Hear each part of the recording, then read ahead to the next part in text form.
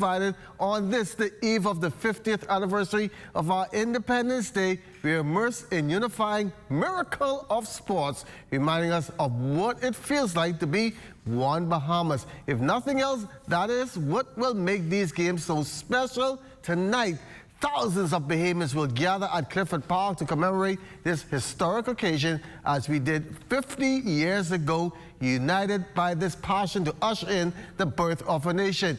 The new flag and a triumphant resolve to be the architects of our own destiny. We will be there to bring you live coverage from start to finish.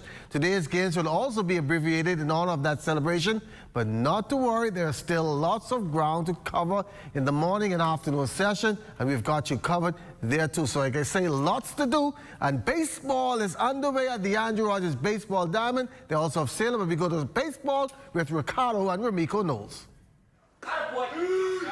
Let's go. McPhee, your DH. Amara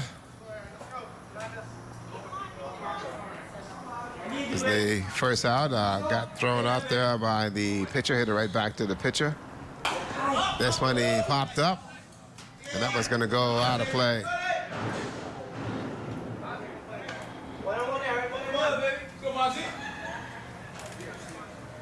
Absolutely fantastic.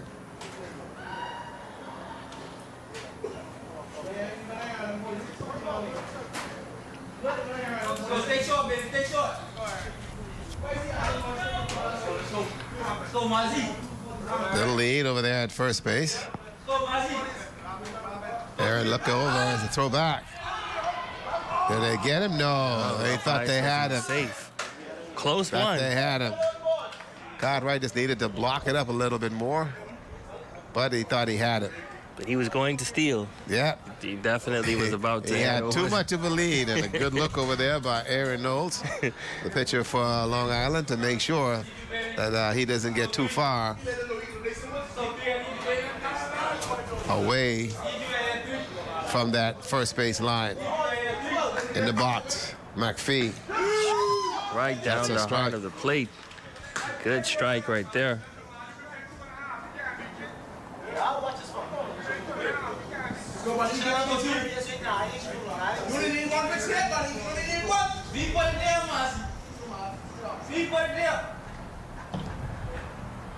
And throw back right there.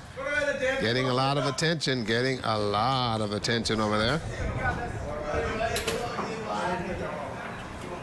Oh, wow. Somebody turn on the air condition here at the park. Nice and cool. I'm loving it. I'm loving it. Coming out of the east. Swing out of this and got him.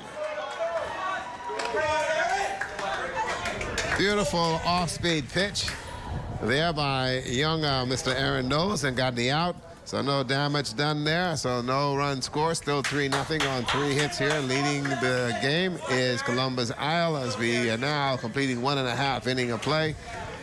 There we go. He looks over. Double checks. Here's the throw. Yes. That's his way third out front on that. The game. He's really pitching. Yeah, he's doing a lot of good stuff up there. We like to see that, and so giving you the right opportunity, he can make some things happen. So right now, as we go to the bottom of the inning, we're seeing from the defensive side that both teams now have settled down. A 3-run opportunity there given by Columbus Isle, and they did so again on some pretty good hitting. And then we've seen where the Sheep Runners are now trying to negotiate how they're going to get back into the game. Coming up is going to be the second baseman, and that's my good friend, Mr. Zervos.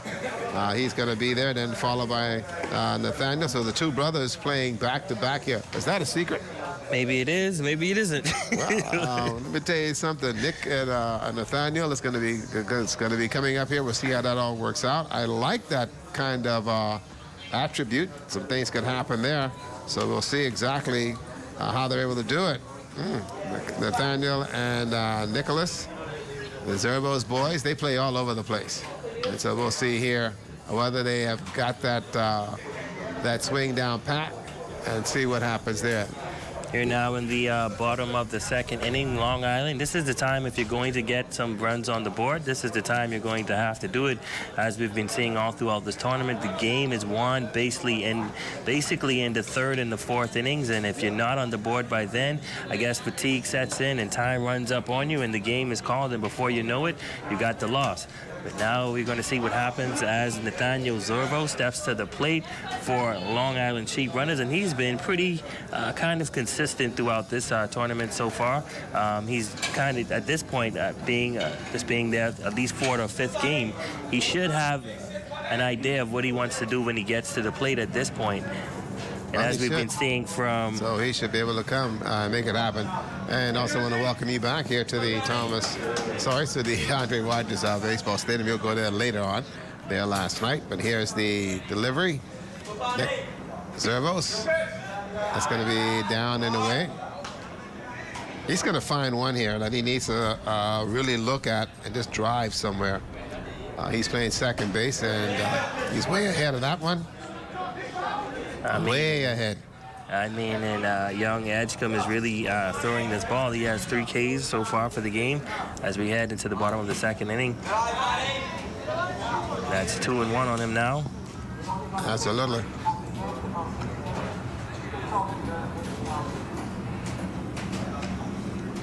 That's a hit Shot up into the left center field. The left and center. That's a good base hit he will get on. Nathaniel starting things off for Long Island the right way. That's a good base hit there by Nick.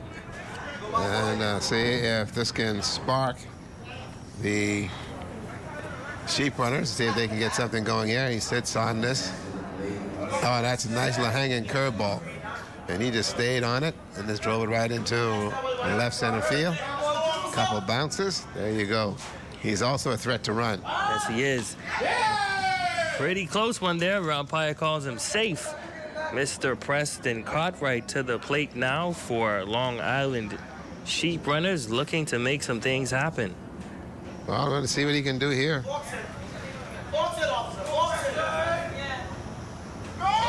Runner is gone. The throw to second. Does he got him? Yes, he does. And as I said, Rick, not many people have been were able to steal this bag. You know, the catches have been on point, and this is one. And Nathaniel is a pretty good base runner. We've been seeing him throughout this tournament, but this time they got him. Nothing happening there. Holy cow! What a throw there by the catcher for Long Island. For Columbus Isle. And that's a good one. Absolutely fantastic.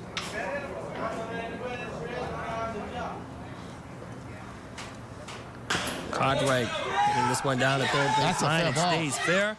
He got a base hit. So that's a fair ball down the line. Nathaniel would have been in a good position had he got on that second base bag. He could have been running on that play, and then would have been make able some to things happen for Long Island. Nothing happening there.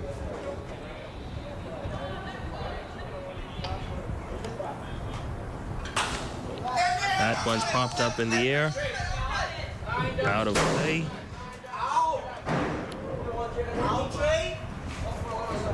Wow, interesting enough. Let's go, Trey. Let's go. Young Mr. Edgecombe in control. Getting himself dressed up there on the mound. One out here in the bottom of the second inning.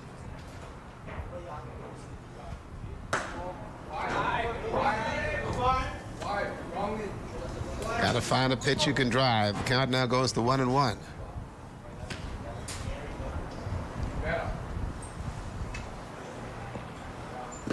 That one is low. Down low. Let's go. Bring it up. Bring it up. Hit it.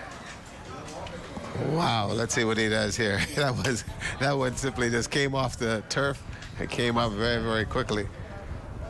His go-to pitch has been that fastball. Let's see if he still has that here going. That one's on the outside as well. A little low, a little low. A little low.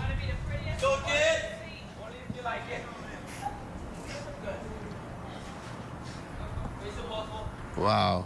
Trey Fowler, your left fielder today, he was the young man that made that diving catch out in the center field. Call it a major league catch. Yeah, that's a major league catch. Yep. Don't worry, the kid don't worry about chest hairs. He left them all on the carpet. Laid out for that one. 3-2 your count, runner on first base. Long Island trying to get something going here. One out. And he walked it. So the runners will advance 90 feet. Oh, you understand it's double play now? Now we'll have a little quick powwow here on the mound. Basically just to go over the defensive set. So everybody knows exactly what they're going to do. The officials will come over and let them know that's one visit. All right. But I don't believe there's going to be much issues here. It's just a matter of finding out who's going to hit the ball and hit the ball well. Okay. This is Nicholas Zorvos, the brother of Nathaniel. Now stepping to the plate. Let's see what he does with runners on first and second. That one is high. With one out, this is the time for Long Island to really get some numbers on the scoreboard.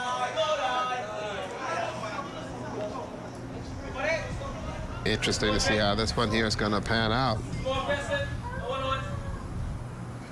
That one is high ball. as well. That's good. Overthrowing now. I know he feels the pressure. Well, this is when the pressure is on you, when those runners are on base, and you really got to make something happen for your team. It's all on you at this point. That's it. It's on that right arm. And this is where that arm starts to get a little bit heavy. Took some steam off that one to put it across the plate for a strike. Heads up play there in order for that to happen. Smart kid.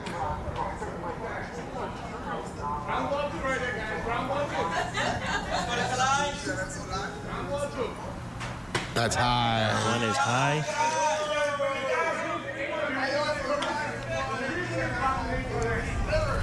One out here in the bottom of the second inning. We've got a 3-0 ball game. Right now for Columbus Isle, Ferran Edgecombe having some control issues. And he walked him. Bases now loaded. And that's going to call a visit to the mound. And what we've seen is that's his third walk of the game. I don't know if it warrants him being pulled out at this point, but you know the game is still early in the game. And see, and that's the whole idea there. And you want to make sure that he's able to do what he needs to in order for him to settle in and make a difference. So kind of crazy here. They had a visit together, and so now they're going to figure out what they want to do. Bases loaded here. You're leading 3-0, so you now to lead. Look at, okay, your pitcher has given you a couple good throws, and so what are you calling for? You keep calling for that fastball. That's not working. So the little swerver that he's been throwing in terms of a curveball has been in there. So we'll see how that works out. Now we see the problem. It was the belt. Okay. You see him fixing his belt now. Umpire getting him right. There you go. Hey, it was a little loose. Yeah, his pants loose, man. That's why he couldn't throw it. Yeah, man, tighten up the pants. Now we're going to see some. Tighten that pants up, man. There you go. Now he's ready. There you go, ready to go. Now, Cheetah Miller, who is playing third base today. Bases loaded. That's a good pitch. There you go. It had to be the pants. Yeah, that's it. That's what it was. Pants keep getting in the way there. Base is loaded. 1 out. Bottom of the second. That's a good pitch. Got him Swing at it. on that one. That's 2 strikes on Miller. The base is loaded. Columbus Isles playing for 2.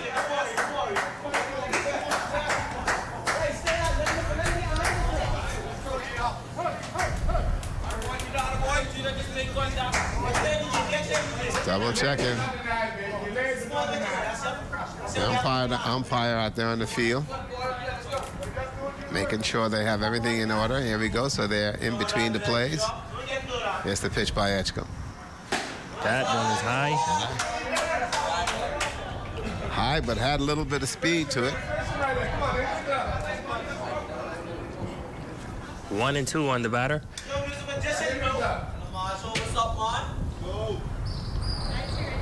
Good pitch. Got him looking, and that's his 3rd K of the game.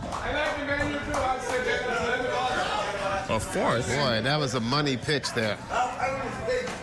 Young Jeter Miller can't believe it, but boy, that was a big one. Top of the lineup, we go now, Isaac Fox. Here's a look at that pitch again. Just on the outside corner. It was a little bit too far out of his reach. He didn't swing on that one. It was not his pitch. But now he's back in the dugout. Isaac's now your batter. That one. That's going to go down the line and foul. That's just a wake-up, everybody. Isaac struck out his first time at bat. Here he is now with bases loaded. Golden opportunity here for the center fielder. And as I said, this is the time that you want to make something happen for your team. Long Island was able to rally late in the 4th inning yesterday. But now the bases are loaded for Fox in the bottom of the 2nd. Here's the pitch. That one hit up to the shortstop. Will he make the play? Yes, he got him on second. But they got it. So, wow.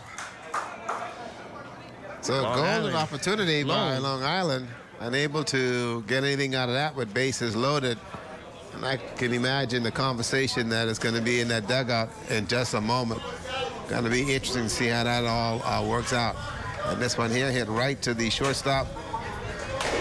Okay. And so he's out. So we've completed 2 innings of play. It's still a 3-0 ball game in favor of Columbus Isles. We're going to be back as we go to the top of the 4th in just a moment. Lots going on this morning. Yesterday, play heating up at the Roscoe Davies soccer field. Now, despite the competitive nature of the sport, some athletes are just happy to be competing at these games. Day 2 of competition at this year's Bahamas Games as it relates to soccer is officially in the books. For many players, coaches, and also athletes, it was their first time participating in the Bahamas Games. They simply wanted to represent their islands at the very best of their ability. For the first time coming to the Bahamas, Nassau to represent Lucha. Soccer is my passion, and half of my team, soccer is their passion. And, you know, the first time coming out here, we feel great, we feel blessed, because so much guys have the opportunity, but they couldn't make it. So we feel good. It's always a pleasure to play for Grand Bahama. We've been training so hard for this, and we want to come to the Bahamas Games to show what our island has for talent-wise. It's a great opportunity for both the experienced and the younger players, and we have a good group, a good mixture. I think our oldest is maybe late 30s, youngest is 14. So to be able to have that experience and to see the different islands and the camaraderie and that competitiveness has been something that I wouldn't trade for the world. Compliments to the government for pulling this off. It's a big step in the right direction for all sport, but we need to look at going forward now, what happens after this. Not just that the tournament is played and then this die off. You know, we need to keep this continuous playing so the sports in the Bahamas can develop to the next level. So far the games have been good, man. It's good to get a good show out, good turnout, bring everybody together on the island, get to meet people from other islands. We just having fun, man. It's good camaraderie out here. The challenge is us and how we deal with certain situations. The boys are pretty good. Like Stephen said, you know, just out here to have a little fun, but they're competitive and they really wanted to do well. I think sometimes the challenge is having to come back again tomorrow and then trying to find the impetus to play. It's really difficult under these circumstances, but you know, we understand the spirit of the Bahamas games, and so we're just trying to have ourselves a good time. Well, that's a quick recap of Day 2 of soccer here at the Bahama Games. Day 3 continues with more games and more competition. We'll see who will walk away as the gold medal winner at this year's Bahama Games. Thanks a lot, Jay. Let's swing it back over to the Andrew Rogers Baseball Diamond, Ricardo and Ramiko. Krista. Fly to center field, his first time up. Let's see what he can do here. Runner goes and the ball is loose. Stolen base. There you go. And almost an accident at second base. And Fowler is laughing. Little chat like, you see me coming. Yeah, man. You couldn't get me. You couldn't get me. You couldn't get me, man. My God. Here we go, folks. We're in the top of the third. That one hit up the middle. And the throw, he got the catch to keep the runner on second base. 1 out. That's his second fly ball to center field, which means he's seeing the ball pretty good. But again, getting the ball out there in the center field. Getting the ball out in center field, that's another scenario. Wow. So runner on first base, and that's Perez Burrows. This now brings up Janelle Bain. And Bain had a base hit and hits it to the left side. Good stop by the shortstop. Can he make the play? Runner Not in safe, time. but it's a great stop. He loves that side. Great stop there. He just loves that side, and that's going to be a base hit for him. But stuck on second base again is Burrows. Now you go to the man who's made some things happen, Mr. Cumberbatch, who had a base hit out there to left field. And the RBI to boot in the first inning. Let's see what he does here with 2 runners on base. Time call. Cumberbatch called time and stepped out. 1 out here in the top of the third. Runner gone Off again. the bat, That one off the bat. look, The throw to second, got the runner. Then throw to first. Getting the double play. Beautiful play by Long Island to retire the side. A double play. Great defensive stops there. Can you believe that? Can you believe that? Wow. A little checks being off the bat. He didn't want to hit it. Got jammed. Here's a throw to second. Gonna get the force, and there you go. And the stretch by stretch at first base. Pop chop. Pop chop. There you go. A good stop by the pitcher, Aaron Knowles, getting it over to second for them to make the play and retire the side for the double.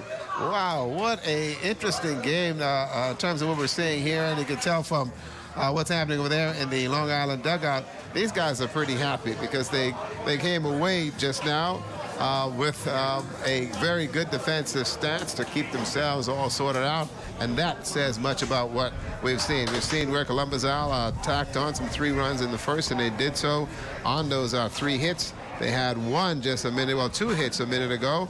And so some things are looking well. 1 hit, and that was a game by Perez, who got that one up the middle. But some things will happen. But for the other side, Long Island needs to now look at how they're going to see if they can get the bats going. You have Aaron Knowles, who's going to be coming up. He also had a walk, but there in the middle, Cartwright strikes out, both Jaden and Stefan, and then also trying to get the Zervos brothers into the mix of things. We'll see how it works out. But so far, it's been a pretty good game for Ron Edgecombe, who's doing the pitching here for the Explorers. And they've done a very, very good job so far in terms of being able to hold Long Island at bay. It's only a matter of time now. This is the crucial part of the game where we look at what happens in regards to the defense and offense. Let's go back to that double play so that you get an idea of how well it was executed. Here's a little jam off the fist. The throw to the second base side. There's the force, the out. and then the throw to first, and they get the double play. There you go. I know he went back into the dugout with his head held low because he wasn't going to swing on that one. That was a check swing. To pull back and couldn't do anything with it. So he just got it right on the end by his hands, and it just came off the ball. And see how quickly the ball comes off this turf. It just pretty quickly. Pretty quickly. It just kept jumping. In order for them to get the double play, that had to be moving on the infield, and so that Aaron Knowles was able to get the fielding catch and then throw it over to second, and they got the double. Got the double play, boy. Totally. That was a play that hurt Columbus Owls. They needed or should have gotten something to happen on that play to make the score a little bit higher for them. Now we go to Aaron Knowles, who's your batter. We're now at the bottom of the third. It's still a 3-0 advantage. Edgecombe doing the pitching. Aaron takes a ball, pops up into the air. Ball coming back to the stand. Oh, just missed it. Good effort there by the catcher. That one popped up into the air. That is Adam Cumberbatch getting the helmet off to go and get that one. Yep. Unable to make the play. He's supposed to take off the glasses. Because normally when he takes that helmet off, his glasses comes go off one with way. it. And go one way. But other than that, he's doing pretty good. High fastball, nothing there. Well, I tell you, he lucked out on that one. You know this is an umpire who likes them kind of high. He likes that high strike. Boy, let's see what he does here. Edgecombe has been doing pretty good. 4 Ks for the games thus far. Took something off of that and got him. Struck him out. Just got his 5th. Used a little swerve there, and I tell you, he gave the umpire a little look there, and he goes back to the dugout. And here's that pitch. You can tell me, there's that split finger. Yeah, it just dived on him. Nothing he could do with that at all. Jaden Cartwright. Shot down the left side. Foul ball. You know, he's one of those guys that's been turning on that ball every time. You bring him on the inside, you bring it down the middle, he turns on that, get it hard down the left side of the field. Tell you what, the Panda's only waiting. It's got on the back of his jersey, Panda. And he's only waiting to see if he can buck up to one. It's only a matter of time, I think he says. You see if he can reach out and touch something here. Edgecombe working very well from the mound today. Got into trouble. That is a beautiful pitch. There you go. By Beautiful curveball. He's been mixing it up. And he's been hard to read at the plate. He's been mixing it up and giving a little of everything. That one over to the third baseman. And the throw. That's trouble. Oh, my goodness. He was able to hold on to it. Great stuff. Boy, let me tell you. Great stuff there by Juno Bean. Bain, he was able to pick that up. I wasn't expecting it. Boy, he picked it up. He jumped. I was not expecting it. And watch this now. Okay, goes over there. Here's the run. There it is. Watch the throw. A little pat. A little cute throw. Barely got onto that one. Yeah, he got up on it. He knew the balls could come up, and so he came up on it. The guy we end up going to the batter. This is Stephen Cartwright.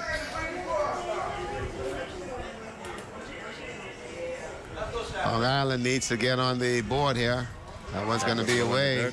They're well overdue. Bats have been very, very silent. Very, very silent. Hit one to the shortstop. First time at bat. It's the second appearance here in the ball game.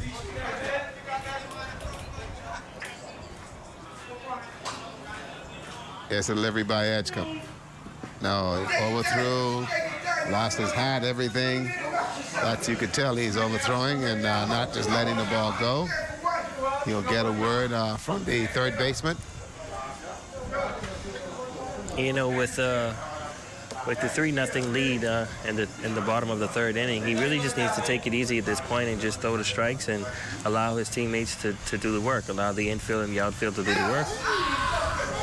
That's on the inside, 3 balls. This is when the pitcher can kind of relax a little bit, ease up, and, reserve himself for the longer innings if it's needed. And you got the lead. That's all right. So Cartwright gets a walk, and he'll go down to first base. Talked about the fact that you've got to be a little bit careful in terms of how you're able to look at your pitch count. And the pitch count is very, very important. Now we go to Servos. And the ball right there. And a missed opportunity by the first base. Well, Cartwright fell down, and so he was not in the mood to get up and run. You know, he's still trying. He's still trying. Yep, still working on that sheep tongue southside. Said, I'll wait on Nathaniel. I'll wait. Yeah, I'll wait. He's gonna bring me over. Yeah, I'll wait on Servos. I'm not going anywhere. Yeah, I'll wait. No, I trust his bat. Absolutely. Trust that bat completely. Edgecombe giving up 4 walks so far in this game. Okay, another overthrow. Needs to take time out and fix the belt. There you go. Time out, fix the uniform. Okay. Whenever the uniform isn't fixed. Yeah, shirt's getting in the way. The belt, pull that belt up. Pull the pants up to your chest. Let's go. Here we go. On the mound. Take a peek over, looks and see exactly what's happening over there on first base. Here's the pitch. There you go. That's the good one. Fouled off. First strike. It's got to be the pants, man. Every time he fixed that pants here at the bottom of the third, he's able to find the strike zone, and he settles in and goes from there. The uniform, interesting enough, is what keeps him in this one. Here we go. That's a good hit up the middle. That's going to be trouble. Making a play. It drops in for a single.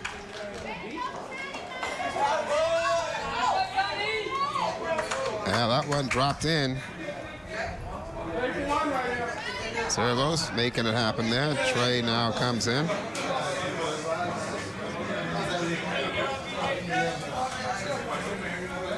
Preston Cartwright stepping to the plate for Long Island Sheep Runners, looking to make some things happen with runners now on second and first. Let's see what he does. Here's the pitch by Edgecombe. That one is low. Umpire says no.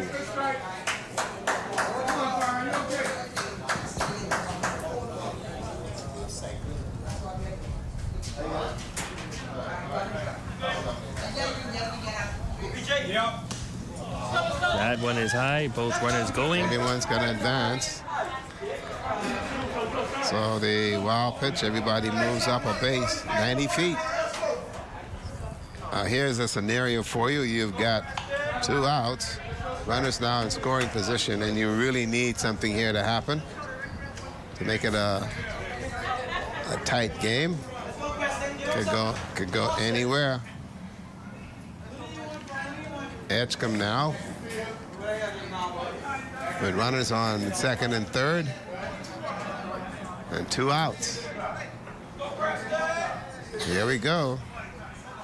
Young Mr. Edgecombe on the mound. He will work now from the windup.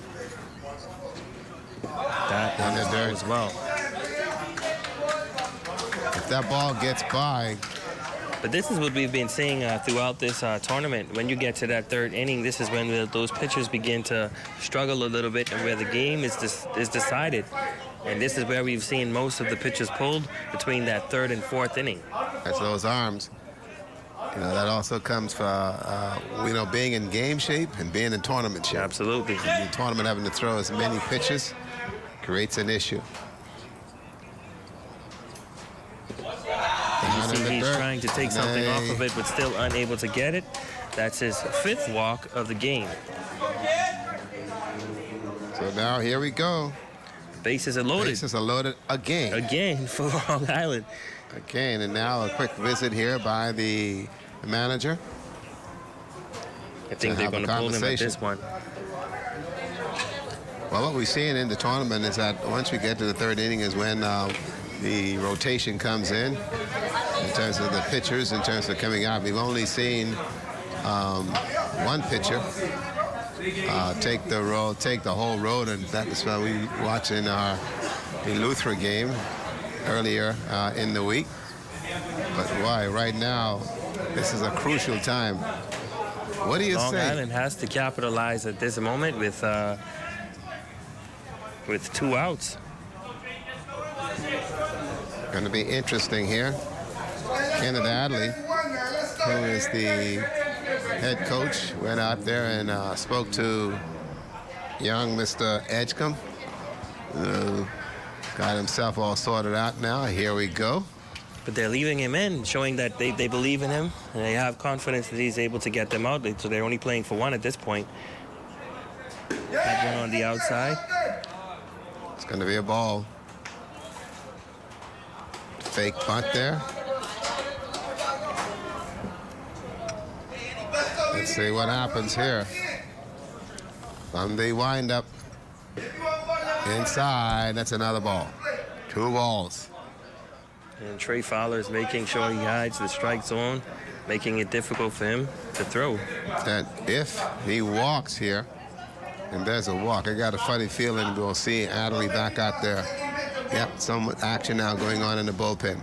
That one on the outside. Called a strike. Yeah, there you go. 2 balls, 1 strike. Bases are jammed. Outside, that's a ball. 3-1. Ken Adley sent his relief pitcher out there to get him loose. Should have got him loose earlier, but here we go now. That's a strike. 3-2. Strike. He took a little something off of that and just grooved it in there for the strike. 3-2, your count here. Bases loaded, bottom of the third. Hoping to walk there. Swing at him, and he got him. Young Edgecombe hanging in there to get his team out of the inning in the bottom of the 4th. And Long Island, another missed opportunity to get some points on the board. And at this point, I don't know. I don't think they're going to be able to rally like they did in the 4th, but we'll see what happens. Boy, we told you we were in for a good game. That one was well outside.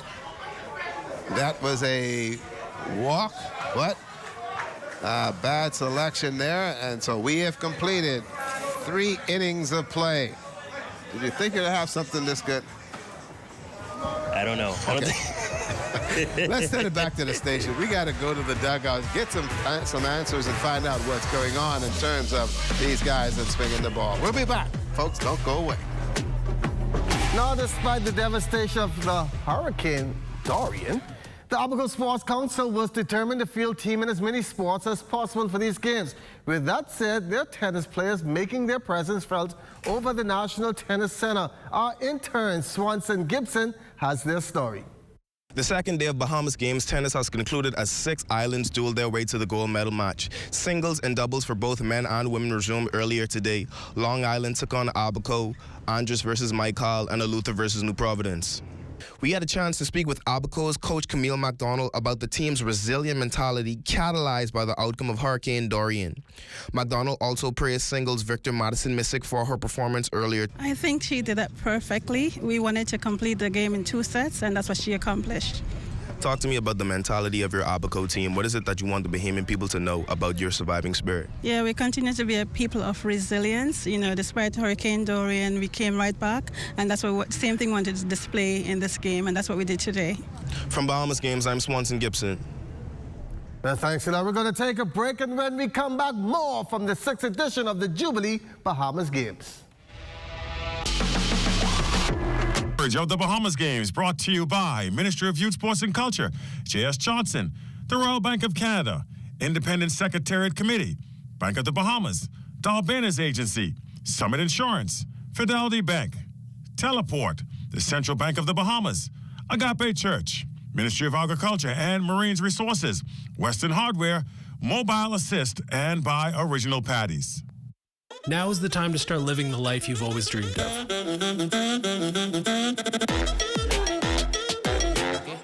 Purchase that new car. Consolidate debt. Make your house a home, or switch your mortgage to lower your monthly payments. And BOB will be with you every step of the way to help you live your very best life. With the lowest consumer loan rates in the country, we are BOB, your bank of solutions. The most important thing in life is family, and whenever you need reliable advice, you look to the people you know you can trust. At J.S. Johnson Insurance Agents and Brokers, we earn our clients' trust every day. Whether it's home, motor, travel, or commercial insurance, we've got you covered. Call 397-2100 or visit jsjohnson.com. JS Johnson Insurance, peace of mind. Vaccines protect those we love the most, our children and our grandchildren. I vaccinated my children to protect them. Getting your child immunized can protect them against diseases like polio, measles, whooping cough, and others. So protect your child today by getting them immunized. My grandchildren are vaccinated. You should do the same. Vaccinate your children and your grandchildren and make sure they are safe. As we celebrate our 50th year of independence, let's move forward to protecting ourselves and each other from vaccine-preventable diseases, upward to achieving the highest vaccination rates in the region, and onward to a safer, healthier Bahamas. We can achieve this together. In New Providence, visit Ann's Town Clinic, Flamingo Gardens Clinic, Elizabeth Estate Clinic, or if you're in the Family Island, visit any of your routine vaccination clinics for vaccines. COVID-19 vaccines are also available.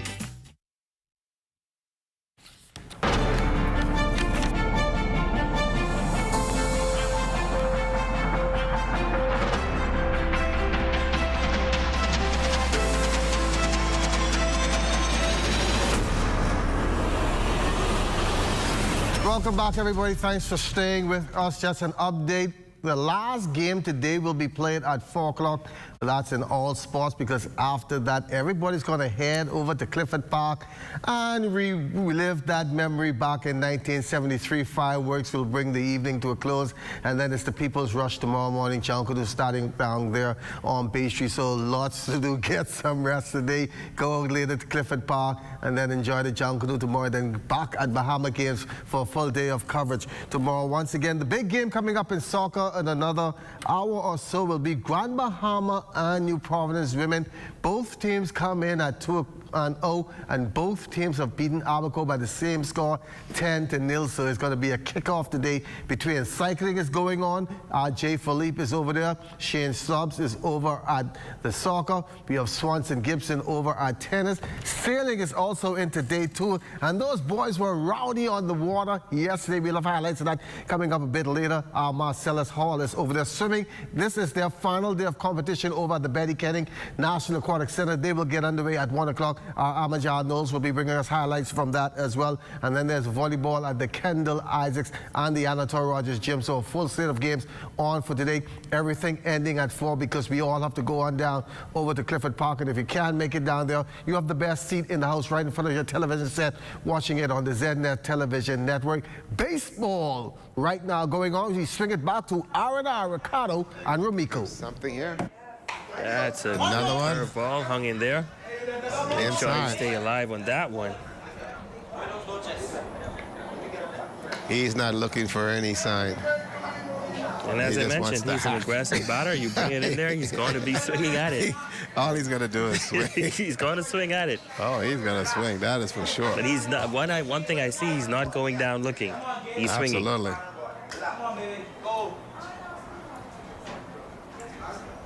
Yes, the set. Time call. Time. He's going to call time. Brown calls time, and he wants to step out. And then also the umpire, little communications issue. They have changed catchers as far as Long Island is concerned. Long Island, 2 occasions had bases loaded, but still not able to capitalize on that in the first and the third inning. The score is still 3-0 in favor of Columbus Isle. Yep, Cheater Miller now doing the catching for Long Island. That's going to be a hit down the line. Says fair ball. Fair ball. Runner safe on first. Devontae gets on first base. Home plate umpire says the ball is fair. Umpire says the ball is fair. You can see that again on the replay. But remember now, the ball does not have to land in fair. It has to cross the plate in fair. There it is. There's the umpire calling and says it's a fair ball. And he had a pretty good look at it, so he was able to tell whether or not it's a fair ball. The ball has to cross the bag in fair. And I think that's one of the key points there. And that's the argument right now that they're going to have here at home plate as the manager for Long Island comes out and has a word here with the umpire.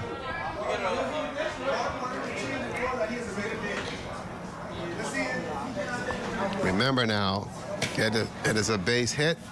Okay, the ball goes over the bag in fair. We've seen it in other baseball games. The ball goes over the bag in fair, and it can land in the foul territory, but once it crosses over the bag in fair, they call it a base hit, and that's what the argument is right now. I think Long Island's third base coach is saying that he had to look at it as well, and from his vantage point, it was not fair. Well, the umpire calls the game. He called ball, strikes, and outs. Absolutely. We call it as we see it on air. We gave you the play. You make the call at home. 3-0 here as we now in the top of the fourth inning. And the batter for you now is Mr. Ferguson. Foul ball. That one is fouled away. Ferguson, first time up at bat. Got thrown out. See if he can find something here he can put somewhere. But a break there for Columbus Isle. Well, actually, this is Ramiko at the plate. Ramiko, there you go. I'm sorry. I've seen him before. I'm sorry. I got to make sure we get this right. Ramiko's at the plate. I think I'm a little ahead of myself. It's fine. I want to make sure that name is called. He gets this right. Yes, sir. Ramiko Bethel. Struck out during his last time at bat, but nonetheless. That's right. I want to make sure we get this one right, ladies and gentlemen. There you go. On first base, Brown, a threat to run. That one on the outside.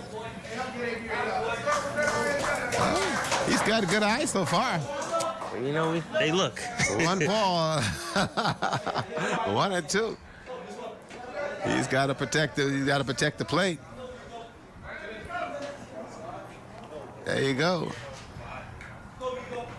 There's the look and nose for the pitch. There's the runner goes. Ball high. What a classic slide. I'll tell you one thing, with the throw that high, they're going to steal on you every time. Absolutely. Oh, that's Cheater Miller who is behind the plate.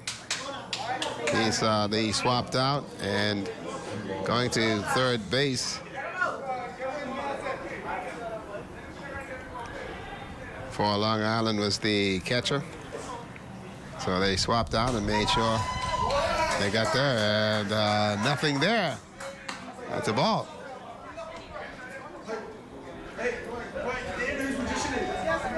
Ramiko Bethel.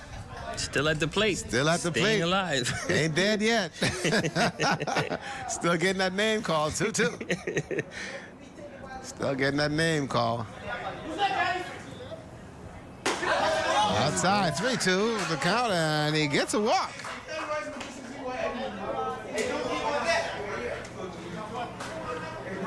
Wow, he dodged a bullet. Ramiko dodged a bullet. Hey, we'll take it. Based on ball, we'll take it. I tell you. Runners now on first and second for Columbus Isle. Stepping to the plate, Ferguson. That's it, Chatham. Let's see what he does. That's it. Another opportunity here for... Shows a punt. Go on. Runner goes to third. Good throw. Umpire says. Got him. Got him on third. Out of there. They had a double steal on play, but he's out. One out. That's one out. Bethel moving over to second base. So Brown tried to go for the steal. Nothing happening there. Rico at second, one ball. That's going to be inside. So a high ball. That's two balls now here in the top of the fourth.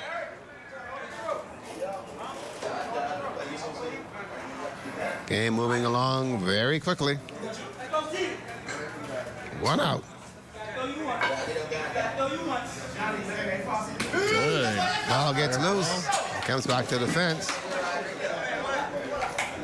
There you go. Bethel now in scoring position for Columbus Isle. Off a loose ball. I'll tell you. Miko may get a chance to score here with one out on the pass ball, or if you get something here from Chatham.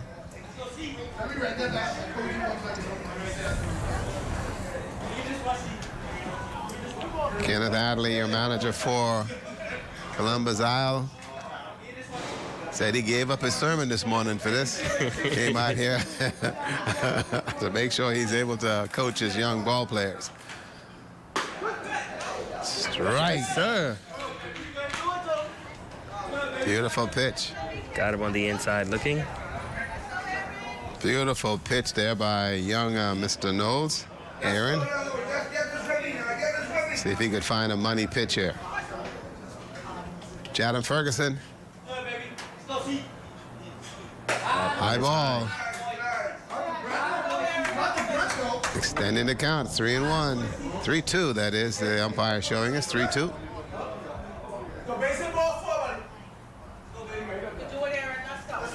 3-2, the umpire saying, and so we'll see. This is a money pitch here with one out. That is a beautiful curveball. Dead ball. Fouled off. Dead ball called. Aaron Knowles has 3 strikeouts for the game so far. Looking to get his 4th on Mr. Ferguson. Let's see what happens.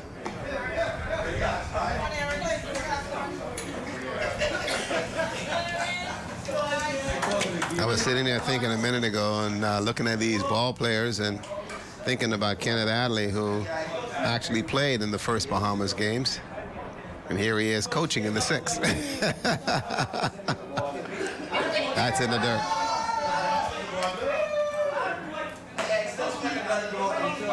So a walk. And we're still waiting for Amico to score. Top of the lineup. Stephen McKenzie. Runner on first base. Second base is open. One out here in the bottom of the top of the 4th. Threat to run. Ball goes and gets away. His way. Well, there you go. Now you have it.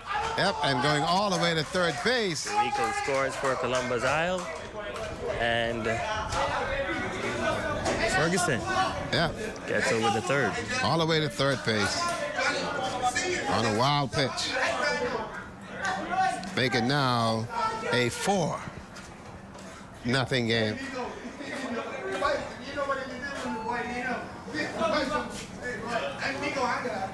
Incredible. Ramiko scores. And there's big conversation over there in the dugout. That's an incredible feat for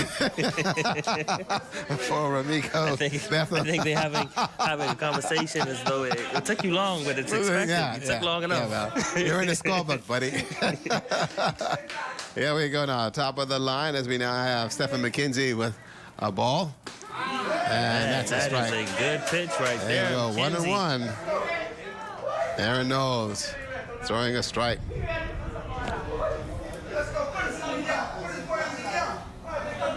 There's a pitch. Fouled away, goes back to the screen. 1 ball, 2 strikes. Top of the 4th.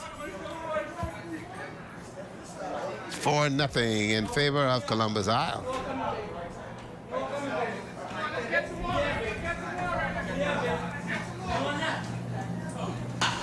Shot at the middle, that's a base hit. Good hit. And I like the way he waited on it and just gave it his all and got it up the middle. Good hit.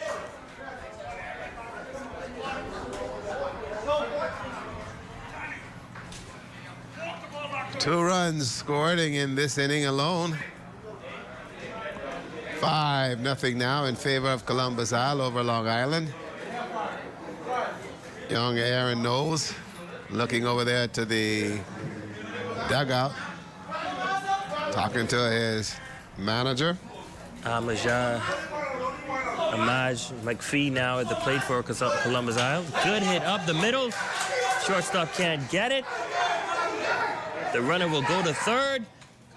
Good backup by Aaron Knowles there. It could have been catastrophic had that ball get past. Nonetheless, runner advances to second base. Beautiful, big, good, beautiful, little bit of hitting there. Waiting on that curveball, and then they stayed on it up the middle.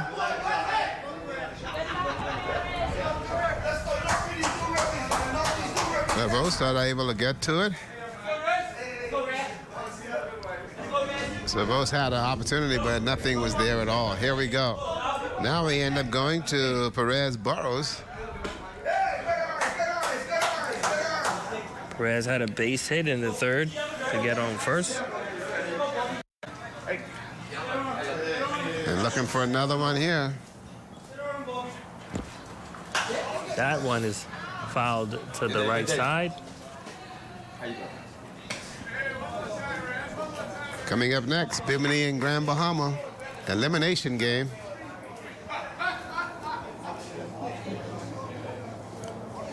Perez has been pretty consistent now, 2 for 2 at the plate. Absolutely. And this guy is swinging. He's not checking at all. He's swinging. He is not checking at all.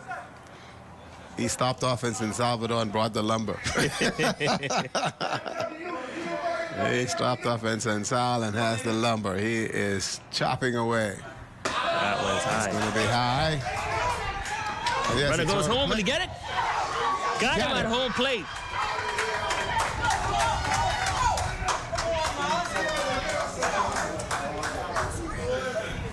Wow, trying to make that steal.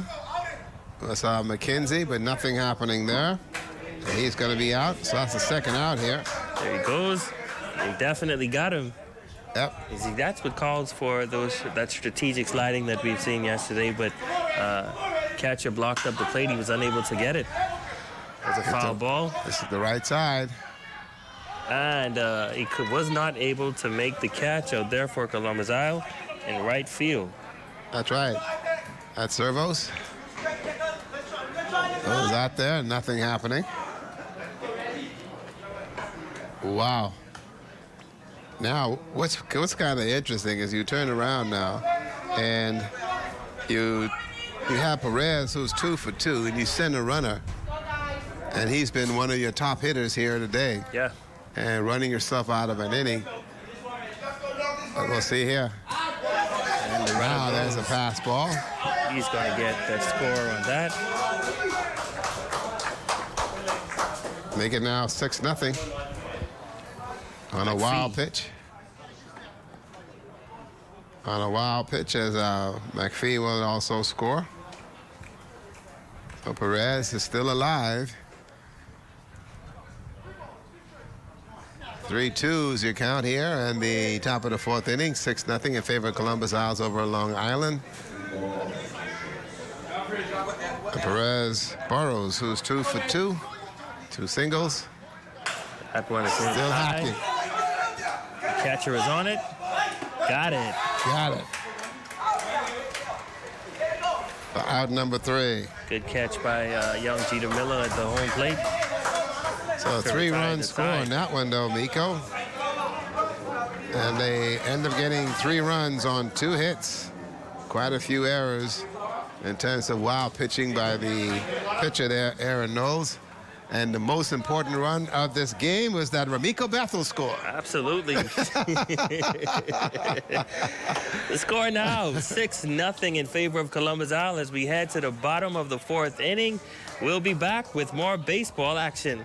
Oh, we'll stay. Staying. Okay, we'll stay here, and the question will be now, exactly what will the coaching staff say to the players? And we can tell moving over to first base, not a happy coach in Cartwright. He's not happy at all. He's going to go over. And also now is that he's going to be making some changes. And I think he is realizing now that this one is getting a little bit out of hand. And so he will actually make some changes to his lineup. He's also now looking at determining exactly whether they're going to enforce the inning rules or they're going to go on time. Remember now the game did start at 9 o'clock, and they have at least the 2-hour limit, or they'll turn around and you'll have the runs for and against, which is actually 10 after 3. And so far we've only got 6, and so we are okay at this juncture. So still on the mound is Ferguson, who's still back in the game.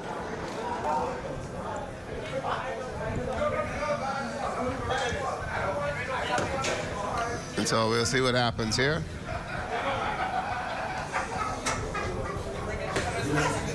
There you go. So no changes yet. No changes yet as we go to the bottom of the 4th. The next game is going to be Grand Bahama and Bimini. Bimini is here, presenting its lineup to the scorers. They're waiting on Grand Bahama. I think at this point, because of what we've been saying throughout these past 2 days of playing, once you get to that 3rd and 4th inning and you see what the scoreboard is looking like, though, the teams that are leading up to the 4th, the 3rd and the 4th inning is pretty much the winners of the game. And at this point, what we saw with Long Island Sheep Runners was able to rally in the 4th inning yesterday to come over to get the win. And so we'll see if they can do that again in this inning, because this is a big inning for them. Very, very big inning, and we'll see exactly how this one's going to pan out here. And again, it's all a matter of arms. Now, keep in mind that the baseball seasons for many of these islands is non-existent. And so they have not played enough baseball. They've been only practicing. And so they've only practicing, and so having live play and to be able to go the distance becomes an issue. Okay, now we get to Zervo, sorry. Edge in the box. Still pitching for Columbus Isle. He's been struggled a little bit in the last inning, but the coach has decided to show some confidence in him and leaving out there. Not many games where we've seen the pitcher go the distance. And that's 2 balls. All down and low.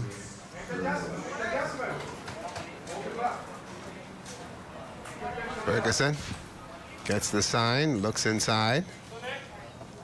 That is a good pitch. And got the strike there. 2 balls, 1 strike, 6-0 Columbus Isle here in the bottom of the 4th inning. That's going to be a hit. Rip to the left side. Foul. Wow. Boy, he had a good run at that one. Had a good look at it. Cat now goes to 2-2. That one up to the left side to the 3rd baseman, making the call and gets it for the first out.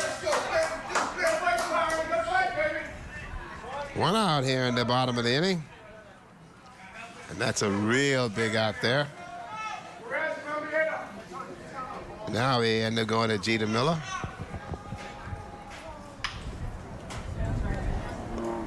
is now going to step to the plate. Miller struck out. This is second appearance. He's now been bringing to do the catching for Long Island.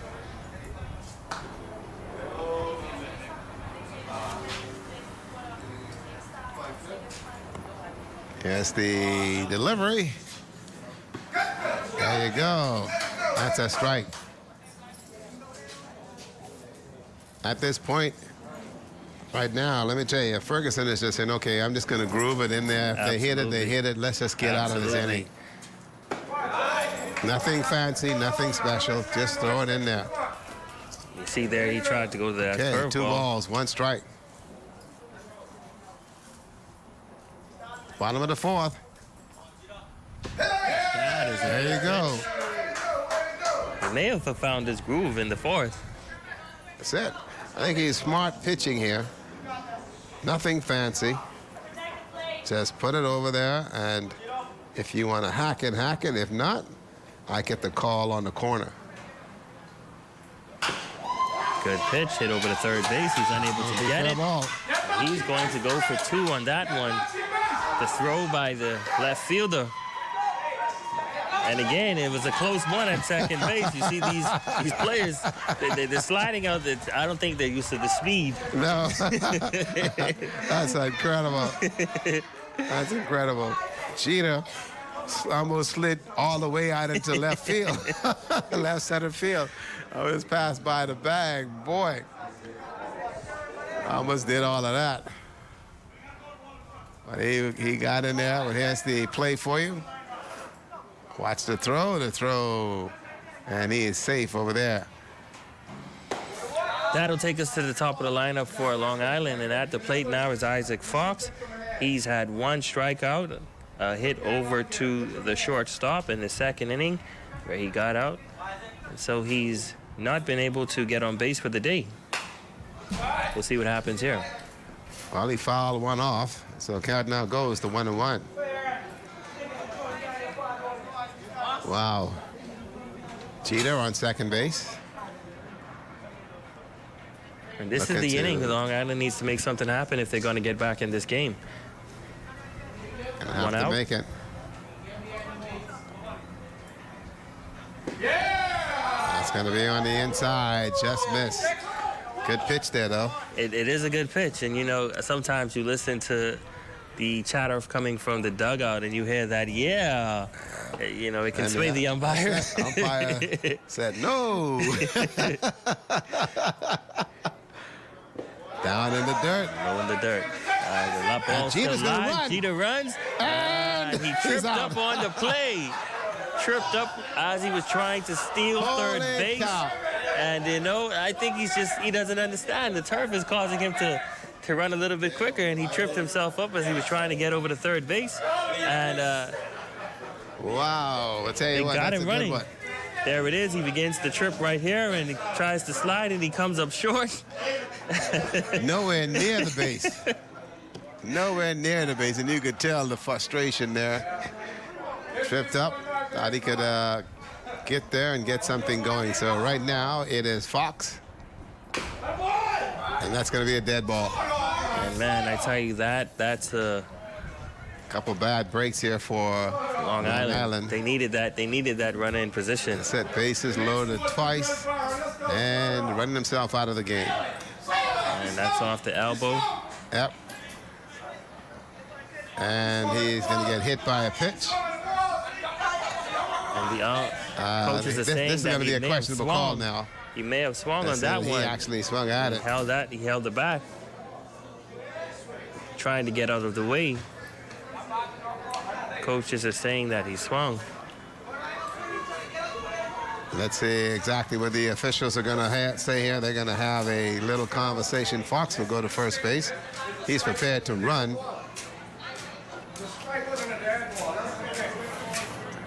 And they're going to give him the base. Okay, so he will get hit by a pitch. And now Aaron knows Yep. That's it. One ran inside. And so the conversation between the field umpire and the home plate umpire They concur that he was hit by a pitch. So now with 2 outs, the workload now goes to Aaron Knowles. Edgecombe. And Aaron Knowles, pitcher to pitcher.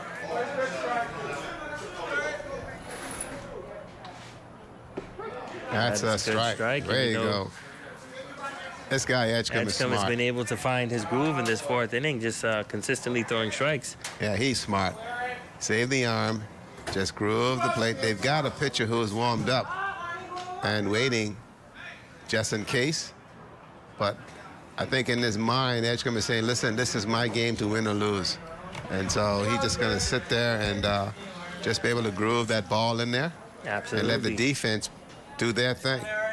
And as a pitcher, it feels good to be able to say, I shut them out. Yeah. A shutout. Trying to, completing the game, and that's what he's looking forward to. Trying to complete a game here.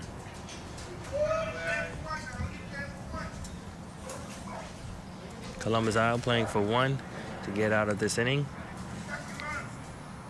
And that's going to be down.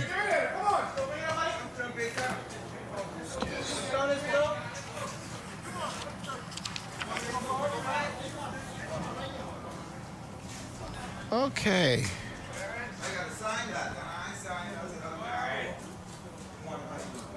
Look over. Fox is running. Hit and run is on. Fox is safe to throw to first. And then they'll get the out. Beautiful play there by Ferguson. That's it. To get the 6-3 out. I tell you, this has been a very, very good ball game, as these guys have played exceptionally well to this point, especially for Columbus Isle. We got a break coming. Here's the throw. Yes, and he's out. And so it's still a 6-0 game in favor of Columbus Isle. Umpire is going to get a break and get a timeout. We're going to take a timeout. We'll be back to the top of the 5th when we come back. Thanks a lot, Ricardo. You know why our slogan is Total Sports? Because we have you totally covered with the Bahama Games. We're going to take a bike ride, cycling getting started at these games this morning with the time trials over the National Sports Authority. Jay Philippe is standing by with an update. Jay? Well, at this year's Bahama Games, the time trials officially got underway this morning. Surprisingly, 10 teams competing in this year's time trial. Beginning first on the course was ages 12 to 14 boys and girls, followed by ages 15 to 17 boys and girls. They would do 2 laps, and then the adults, which is the open category, they would do 3 laps. That's ages 18 and up, also participate in this year's time trials. Just going out to ride the 3 laps, see how it goes. I'm here to ride as fast as I can for 3 laps and see what happens. The road race is tomorrow, and we out here to bust a count. Tomorrow will be the official race that begins at 8 a.m. We'll have all those updates and results for you as the time goes by. Well, thanks a lot, Jay. About to start over at Montague, there is sailing A, B, and C. They had 1 race in each class yesterday. They'll also sail on Monday. Soccer is also going on at the Roscoe Davies playing field, volleyball at the both the Kendall and Anatole Rogers gyms. And don't forget to tune into our Facebook page as well. If you can't catch us on the television, our Facebook page, I saw just now over 10,000 views for the opening ceremony last night. We'll have some highlights of that coming up later on today. But we're going to take a break and be right back with more of the Bahamas 6th Jubilee Games.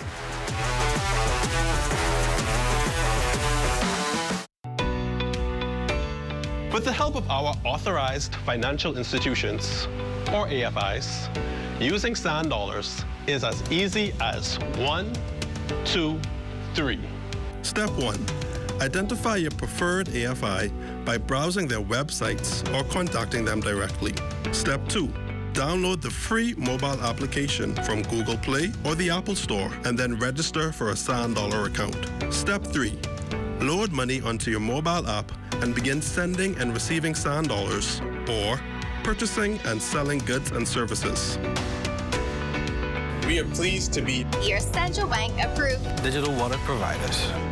It does not matter which of us you choose. You can pay for goods and services wherever sand dollar is accepted. We are all in this together. Visit sanddollar.bs for more information.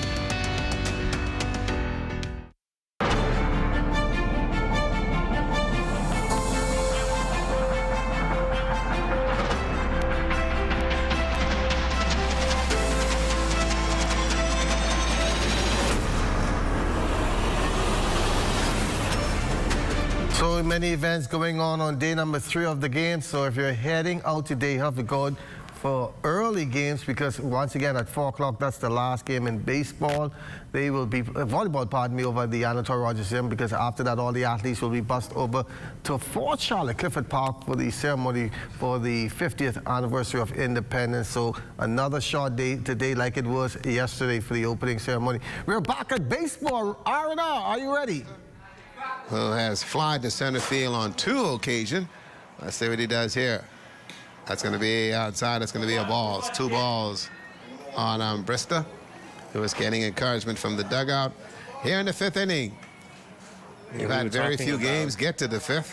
Absolutely. We were talking about Najee earlier. He's one of those batters where he's not going down swinging.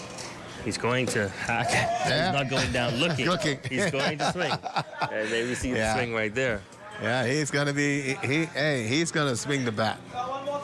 I don't care how you look at it. He's going to swing that bat, and that's what he's doing. Here he is with a count. There you go. And that over shot to shortstop. In the gap. Unable to get it.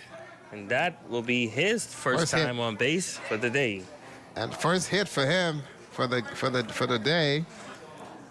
That little curveball, he sat on that and waited and got it right over the shortstop head and out there in to left field for a single. So the kid is 1 for 2, 1 for 3. Not Long bad. Island making a change in the pitcher. We come back to the inning with Jaden Cartwright now pitching and Aaron Knowles going over to first base. And so the change in pitching may result in something good for Long Island. We'll see. And find out right now. Here we go, Drell Bain. Bain in the box. Bain with a base hit to left field. And then also got thrown out. Right back to the pitcher. Runner goes. Runner goes. That's on Brister. And like I said, the catcher has been unable to get those throws. Oh, I think right now Jeter Miller, who's behind the plate, he's only 122 pounds, and the equipment he's got is 100 pounds, so kind of hard. He's used to playing third base. Was on the outside. That's a strike. That's a strike. Umpire calls that one strike. Okay. Yeah. Didn't give us a hook, but he gave us a finger. We're back to the finger. Back to the finger. Down in the dirt. 3-2 is your count. 3 balls, 2 strikes. Runner on second base. That one on the outside. Defensive hitting to third base to the shortstop, and they'll have no play. That's going to be counted as a base hit.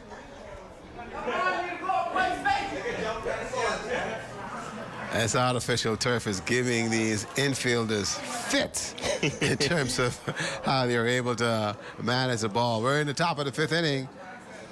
Juno Bean, second time on base for the day. That's it. Cumberbatch. Cumberbatch to the plate. He now goes up against Cartwright. We'll see what happens. Cartwright steps off. 2 base hit. He is 2 for 3 so far. Columbus now has a runner on third and first.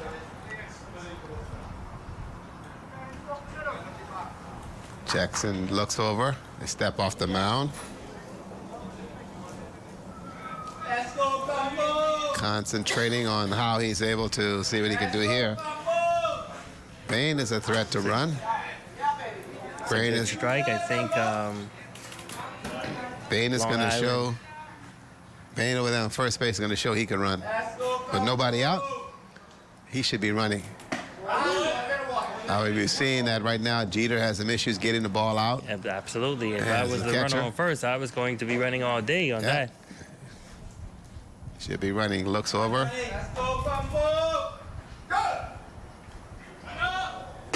Swing and a miss. There you go. Whoa, what a classic slide. His coach telling him to stay up, but he's like, no, I'm getting dirty. Yeah, and he's getting some applaud from his teammates, man. They say he looked good on this slide.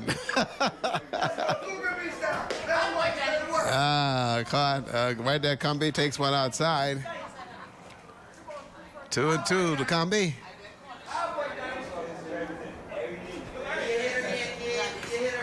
So Columbus now with the runners on third and second. 3-2 in scoring position. Nobody out, right? Good position. This may be over in 5. Boy. Long Island has lasted back. Let's go on a run. Let me tell you, over there, Felice Major making some things happen, and they struck him out. Cartwright getting his first K of the day. Way to go. Brown now comes up. Devontae. This is our catcher who comes to the plate.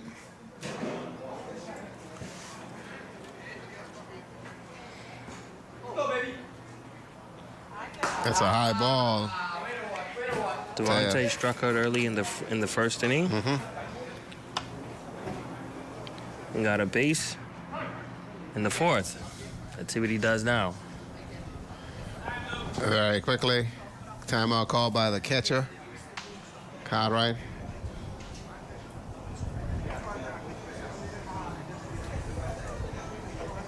I think they're going to have a little conversation here. I believe Jeter may have hurt himself. And if Jeter has hurt himself, I think they're going to have to get a substitution. So in the meantime, on the mound, the players on the infield will go over there. Yeah, Jeter's going to come out. He's having some situations behind the plate. And I saw that coming. I wonder why he threw the ball as wide as he did in terms of second base. And so I think he's cramping. I think so as well. Yeah, it looks like he's cramping. Dugout. Yeah, he's favoring that right leg. And heat exhaustion becomes a reality. Remember now, these young men have played 3 days of baseball, and there's been some severing heat out here. And so, not to mention some double headers as well. That's it. And so there's been a lot of baseball played, and right now, a little cramp from these guys, and so some things are happening. So they want to make that change. And in the meantime, on the mound, the official is having a conversation with the players from Long Island. 6-1 game with 1 out. So they make the change in terms of the plate. Grand Bahama and Bimini is next. And that's going to be another barn burner of a game. And while we're at this point, let me tell you that tomorrow's going to be a very interesting day because the undefeated teams are going to be playing for the first time since they would have played on the opening day, which would have been Friday. That would be New Providence and Andros. There you go. We'll go head-to-head tomorrow. That's going to be an exciting matchup. Boy, they've been having a life. They've been in the air condition all this time. Breezes. They've been in breezes. Yeah, man, they've been in the air condition, just chilling out and taking it easy. As you mentioned, the luxury of playing from the winners bracket. We're seeing some of the coaches come out and take a peek. I can tell you that yesterday, we saw Columbus Isle defeat Grand Bahama 11-5. We saw Long Island defeat Bimini 9-7. And then last night, Grand Bahama defeating Abaco 13-0. And today, here we are with a 6-0 game with Columbus Isle leading Long Island, Bimini and Grand Bahama to follow. And then Eleuthera and Mycal will play.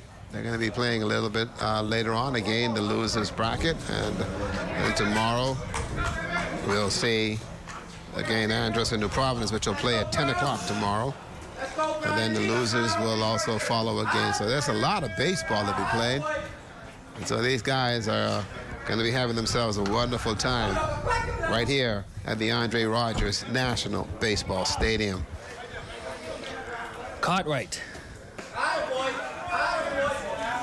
trying to make something happen for Long Island at the plate. As he now faces Devontae Brown. Devontae Brown. That's a strike. There you go. So a strike. Runners on second and third. Change in the catching.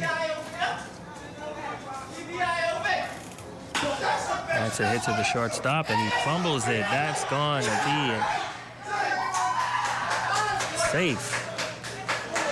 And an error by the shortstop.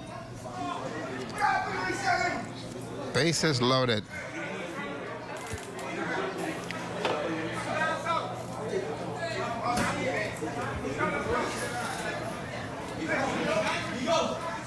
Wow. 6-0 our score here. Bases loaded. Top of the fifth. And here comes Ramiko. Oh, wow. We can stop the game now. We can stop the game now. Ramiko Bethel. Bases loaded. Scored already for the day. The bases loaded. There you go. Swing and a miss. It's a big swing, Bethel.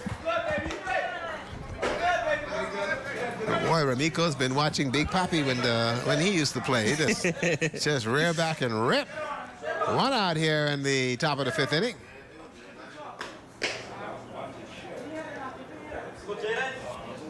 Here we go.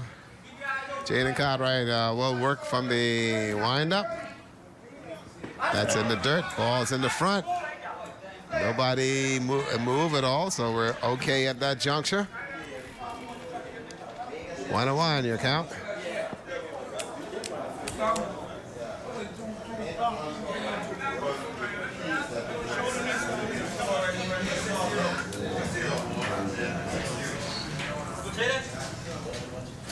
That is an outside pitch.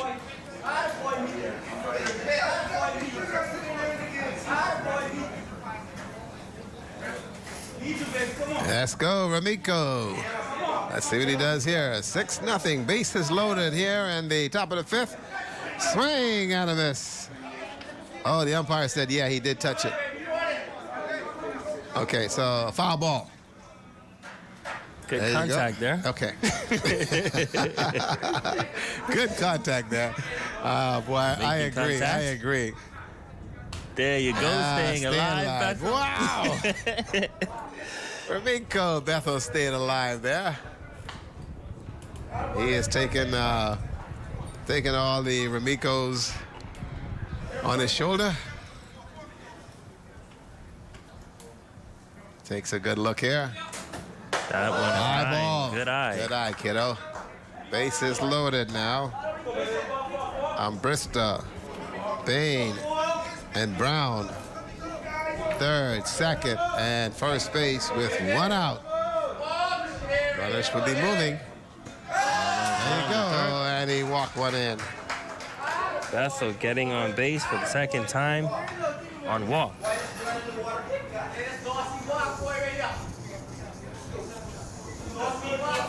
Well, Ramiko Brown, second walk of the day,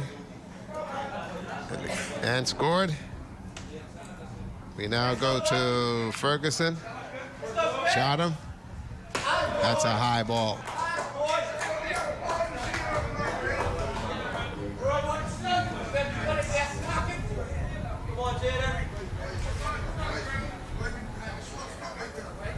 It's been a great game for the Explorers. Swing and a miss down in the dirt. Leading this one 7-0, and bases are still loaded here at the top of the fifth. Ferguson can't believe he swung at that one.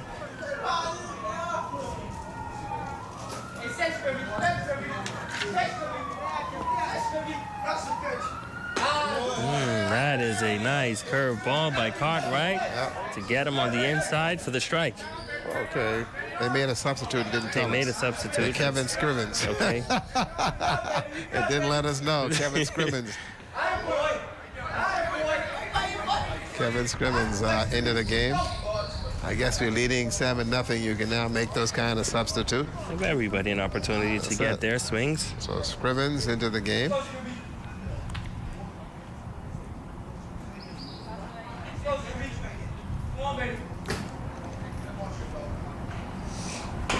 This is going to be hit. Failed by the umpire. Safe. Cartwright with a nice slide. Looking at the force. Bain with a nice slide, and coach for Long Island Sheep Runners comes out, and he's not liking that play. He's not liking the call on that play. Oh, he's not liking that. Here's the play. You make the call. Here's the field. What happens here? Here's the flip. Ooh, safe. Bain with the nice slide. He showed us that good slide at second base. That's back again. He shows us another good slide. This guy loves his artificial turf, man. What? Oh, man, he just loves it. It's now an 8-0 ball game. Wow. Keep in mind, folks, that bases are still loaded. Curve ball. That's beautiful for the inside. Mr. McKenzie's at the plate. Stefan. Thought that one was coming into him a little bit. Tried to get out of the way, but nope. Late in the curve. Outside. 1 for 3 so far. A walk and reached on an error. And a base hit into left center field. Inside, that's a ball. Cartwright has brought up the heat a little bit. Throwing a little fastball there. Runners off the bag. And that's going to be wide. 3 balls. On the on-deck circle, Mr. McPhee waiting for his opportunity.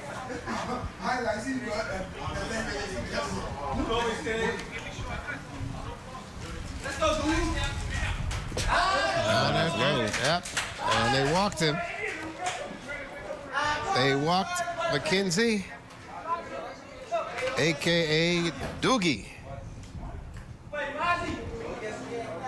So now a timeout is going to be called, and Long Island will take advantage of this one and head out to the mound. It's a 9-0 ball game, and bases are still loaded with McPhee, who is your DH, coming to the plate. Right now, what you just want to do is for Long Island, what you want to do is you want to get out of this game. All right? You won't play until tomorrow. And so you'll have the day off. Give your kids an opportunity to rejuvenate, get some ice on those elbows and those arms and cool them down and go from there. For the same thing will apply for Columbus Isles. They will have the rest of the day off, and then they too can also recuperate, and they'll come back tomorrow. Got a funny feeling that down the line, both of these teams may cross path again because of the win-loss scenario. Yeah. And so we'll see how that happens. But right now, this one belongs to Columbus Island. Things have not been going for Long Island. They weren't able to get their bats to connect with the ball. They had no major hits and 2 blown opportunities with bases loaded. We're not able to do anything, and there's a hit into center field. That one is going to drop. One run will score. Here comes the second run, and the run goes to third. And nothing there. So the blue base hit.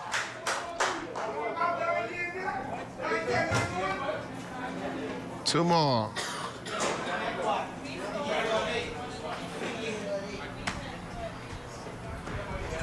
Two more runs will score for Columbus Isle. Brings the score now to 11. for Columbus Isle. And now in the batter's box is going to be Perez Burrows.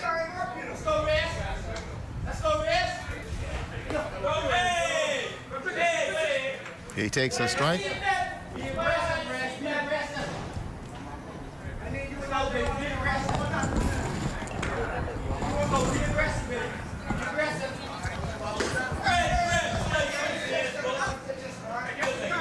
We have, don't forget that the 10-run rule is in effect. That's after 3.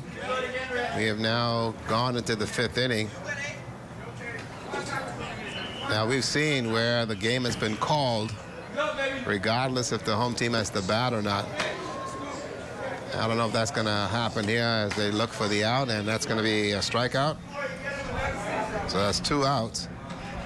So I think what the Columbus Isle is looking at is that they're trying now to see if they can just simply get out of this. So they've gone around the clock, 2 outs, and also the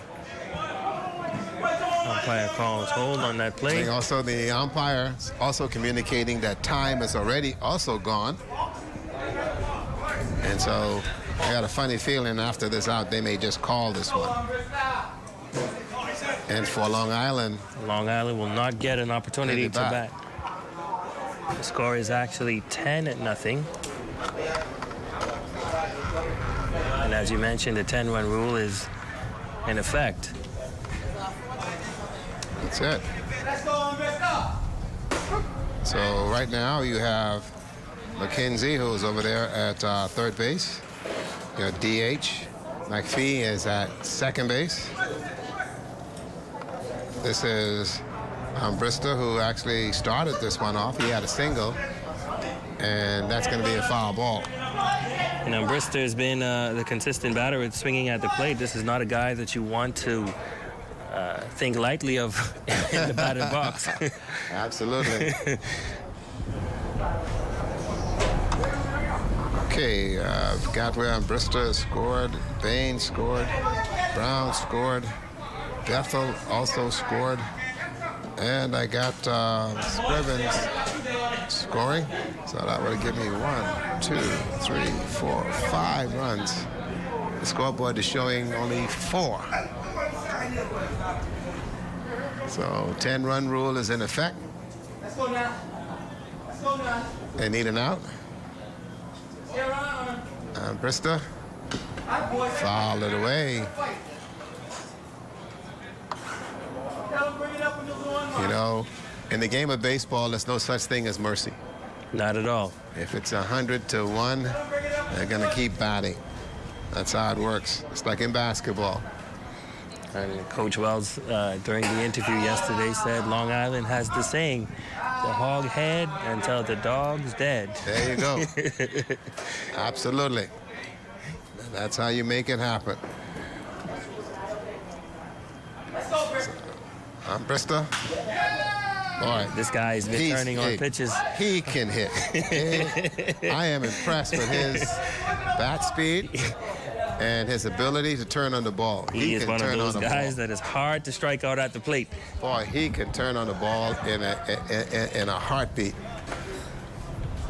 And he doesn't take anything for granted. Now, I want you to watch this, okay? You've got Columbus Isle batting, and they're over there on the first base side. Their batter is sitting over here on the third base side on the on-deck circle. Wow, don't you just love the Bahamas games? That's a shot down the left side. Umpire says it's fair. Brista. And 2 more runs will score, and Brista hits again. 2 RBI. We're gonna have to check that score. I have 13 on my scorecard. Okay, now they have 13 up on the board. Yep. So 13 it is. 13 it is. So it's now a 13-0 ball game. And this young man, Mr. Brista, he turned on the ball, flying to center field on 2 occasions, but he's been able to make it happen, and so he's done a good job here with 2 RBIs. At his last is he a threat to run? put one out there to center field for a single.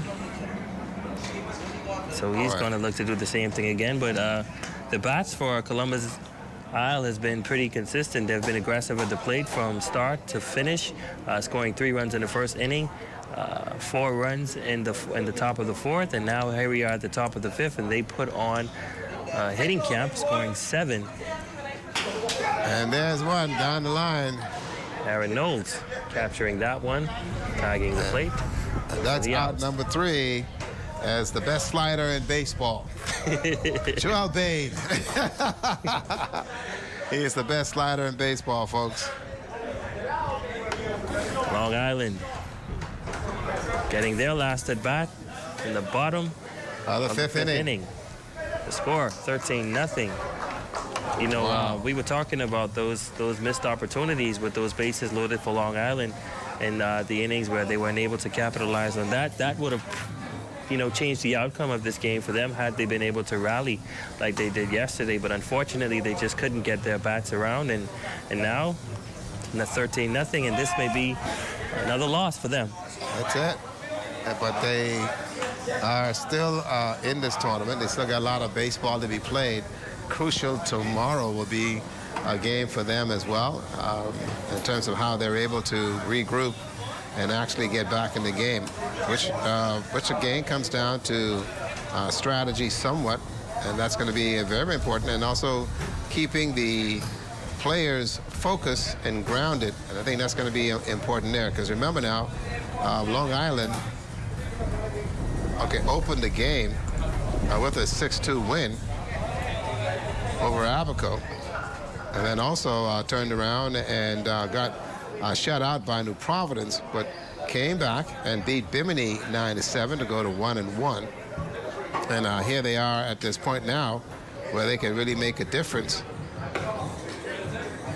and can make some things happen. So it's far from over, okay, in terms of how they're able to get back in this one. And remember now, Columbus Isle losing to MyCal earlier. And so now this one, too, becomes a very, very important game for them. And now MyCal and Lutheran will play later on today. And so that sets up for a very interesting scenario. Bimini and Grand Bahama played here. Bimini also losing to Long Island yesterday. And so they, too, now have got to really find themselves in a makeshift scenario. They also lost 2. They lost to Andros and also lost to Long Island, and now they play Grand Bahama. And Grand Bahamas beat Abaco twice, but they have also lost in their game, losing to Eleuthera, and then also again losing to Columbus Isle. So Columbus Isle sits in a better position right now than the Grand Bahama. So for those of you who are tuning in and catching up to the scores, when we opened up, it was Long Island defeating Abaco 6-3, Eleuthera over Grand Bahama 8-1. There was a 4-2 win, MyCal over Columbus Isles, Andros defeating Bimini 9-7, a 10-0 win for Grand Bahama over Abaco, and then New Providence was shutting out Long Island 8-0. Columbus Isle defeating Grand Bahama 11-4-5 yesterday. Long Island defeated Bimini 9-7 yesterday with a 13-0 win over Grand Bahama over Abaco, and right now here we are with a 14-0 game as far as Columbus Isles and Long Island. Bimini, Grand Bahama to follow. Eleuthera and MyCal is your 1 o'clock game today. Long Island trying now to get something going.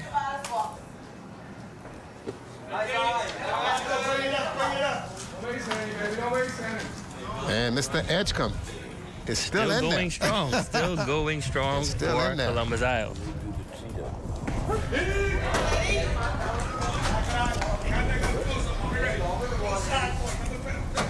I think this is a new batter for Long Island, giving everyone an opportunity to play, as you mentioned.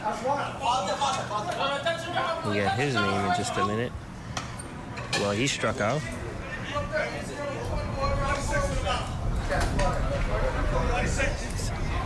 And Edgecombe getting his 5th K of the day. Still going strong for Columbus Isle. And he looks like he will close out the game for them. Stepping to the plate now to 3 for Long Island.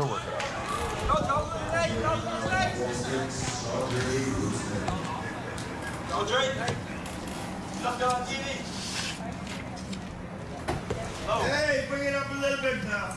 You know, as we mentioned, they are allowing all of the players to get an opportunity of playing in this tournament and get a feel for what it's like to play on the turf. They can see what it's like somewhat in the big leagues. Absolutely. And that's what it's all about. Get a chance to play, get your name in the record book, and that's all you want. Go back home and say, hey, I played in the Bahamas games, the 6th edition. Yeah? Yeah, don't worry. You can call Aunt and Jenny and say, did you see me? Did you see Call Aunt Jenny and did you see me? Yep, we sure did. You look good, young man. You look good.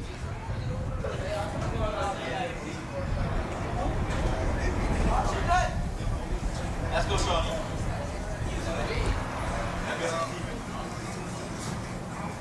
There's the pitch, that's been caught. Mr. Edgecombe still throwing strikes at the top of the 7th inning, at the top of the 5th inning, rather. Score 13-0, and it's pretty much cruising at this point for Columbus. In place, yeah. There you go, took something off it, just letting his fielders get to play. Will they make it? Umpire says he's out of there.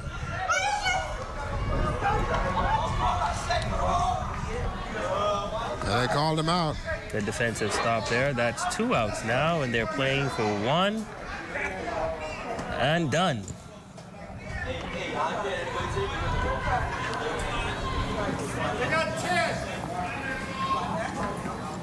Two outs.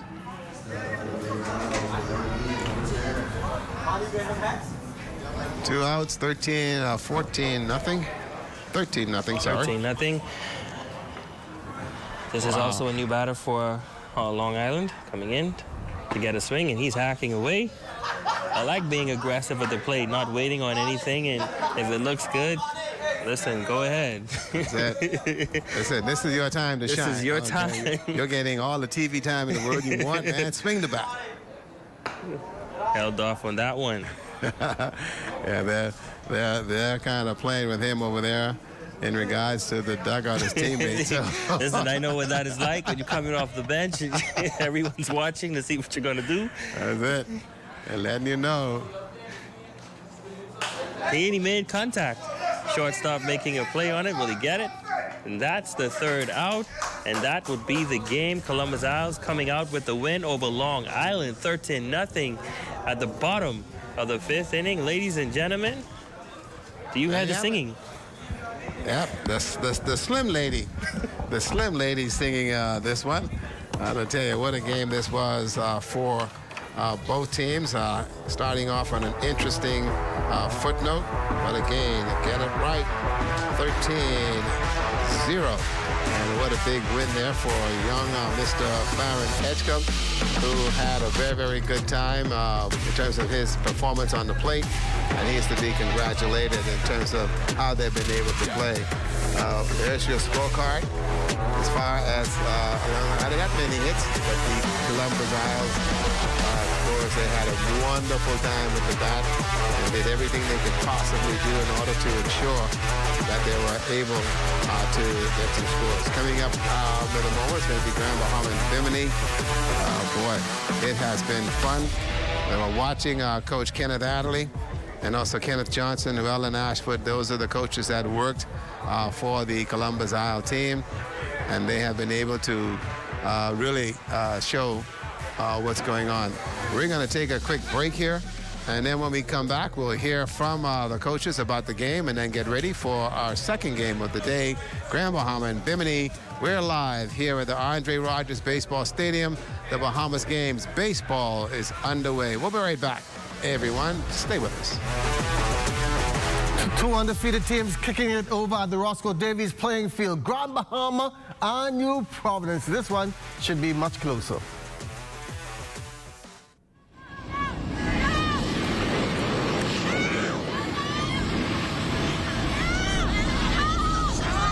Grand Bahamas on the attack with Albury pushing the ball into the wing slot, into the wide slot, and ball quickly is off, but still Grand Bahamas ball. There's a certain confidence in Grand Bahamas step now as they put that goal in just before the halftime whistle. And it seems to have been an equalizer to say to New Providence, we'll smash you in the face if need be. We'll stand up to you and we'll fight you. Interesting match. But there's still lots of football to be played and the result is not certain yet. What? Grand Bahamas back on the attack, and as I've said often, ball on Wilson's foot is a good thing for Grand Bahama. Just now, ball was on the foot of Wilson. Ball goes in to keep fix that up. Real calm and collected, looking around to see whether to use the wind. And yes, she's going to use the wind to her advantage. Ball smashed up to the half line. Now back into the defending half of New Providence. There's a bit of a smash on Clark as the taller 14 would have floored the shorter Clark with a header. Nothing intentional. It's part of the competitive nature. And taller player was number 12, Thompson. Albury puts the ball over the top. Flip. Knocked into space, but New Providence doesn't seem to kind of taken that first goal as the knockdown punch, and they're uncertain, they're unsure of what to do. I mean, nice little ball knocked on by 22, but nobody was home.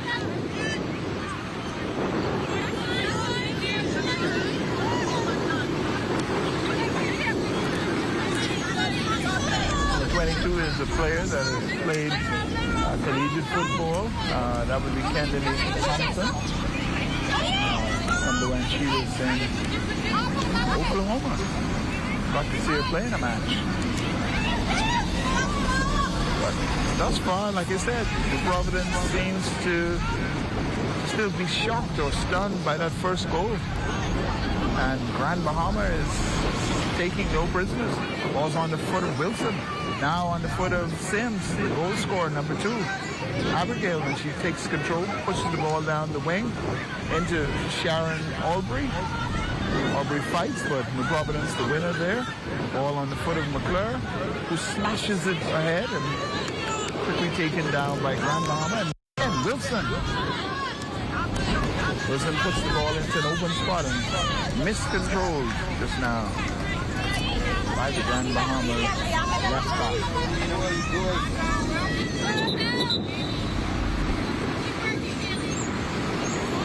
We have a player down at this time, and just taking a check by the referee to see what has happened, and hopefully nothing major. Well, the referee signaling, so this may be of concern to Team New Providence.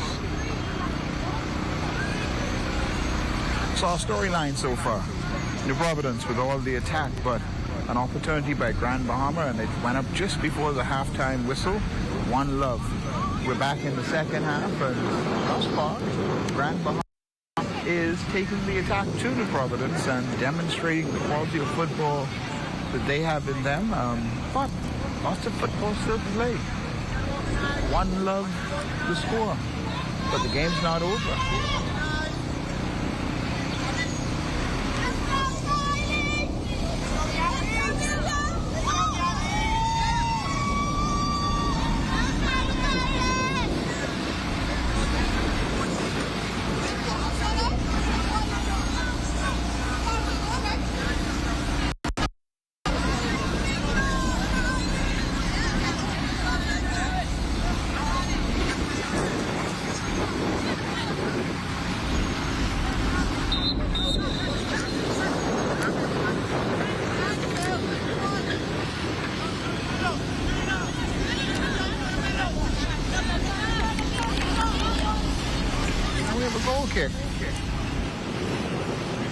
After a couple of seconds, it seems that the players stayed on and nothing serious, which is good to know.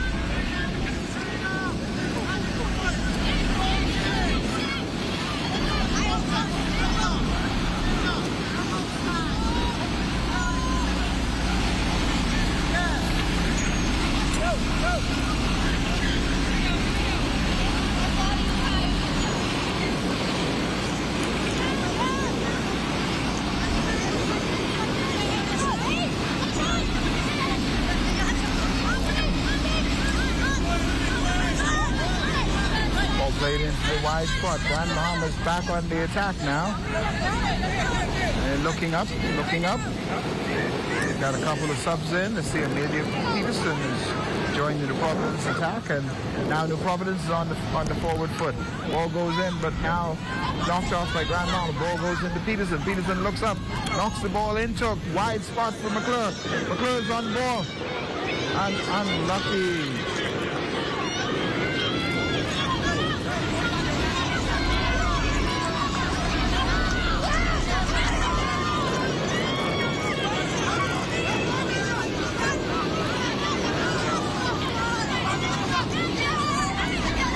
Nice bit of skill there.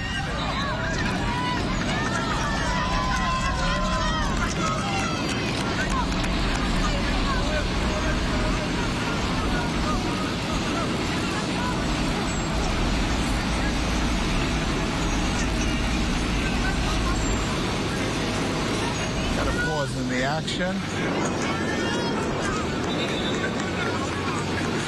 And now Grand Bahama throw in, and if you're just joining us, Grand Bahama is leading New Providence 1-0. Grand Bahama in the royal blue, New Providence in the red and black. This has been worth every minute.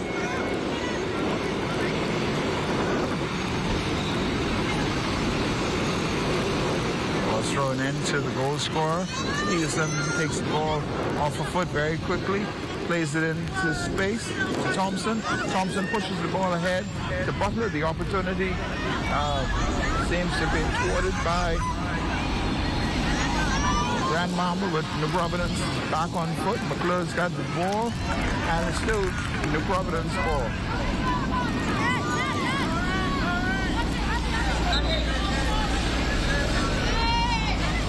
We haven't seen a whole lot from Asia Butler. We expected to see a number of darting runs and causing confusion in the back line, but that has not been the storyline thus far. Asia is out there, and she had an opportunity earlier, and and like I said, perhaps even more so was that goal that was.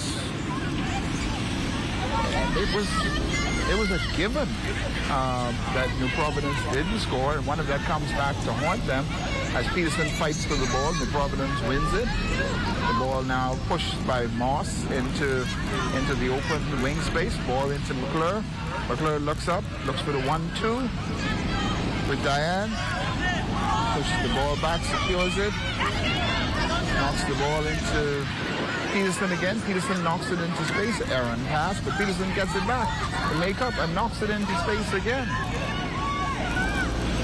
But just a wee bit too hard. Oh, maybe not. Maybe not. Oh, it's a goal! It's a goal! Backyard!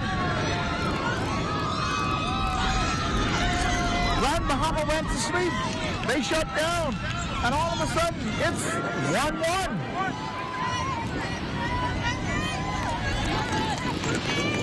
Oh my gosh. Game on. Just when you thought it's safe to go home, Grand Bahama goes to sleep. And New Providence draws even.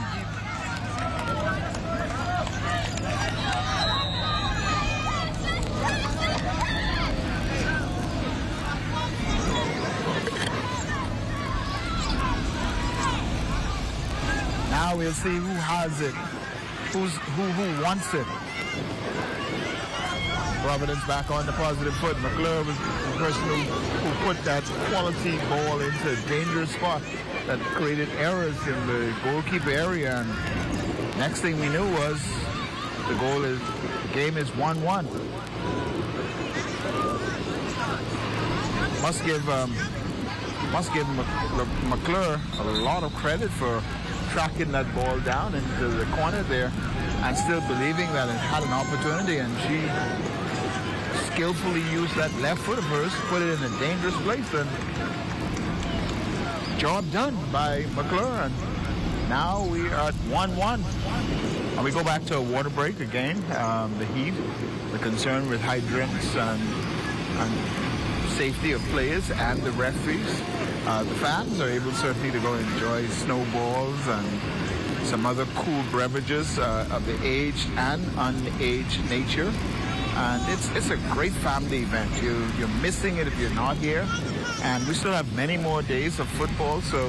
And if you're not a football fan, maybe you're a tennis fan or a baseball fan or a volleyball fan or a basketball fan or a swimming fan.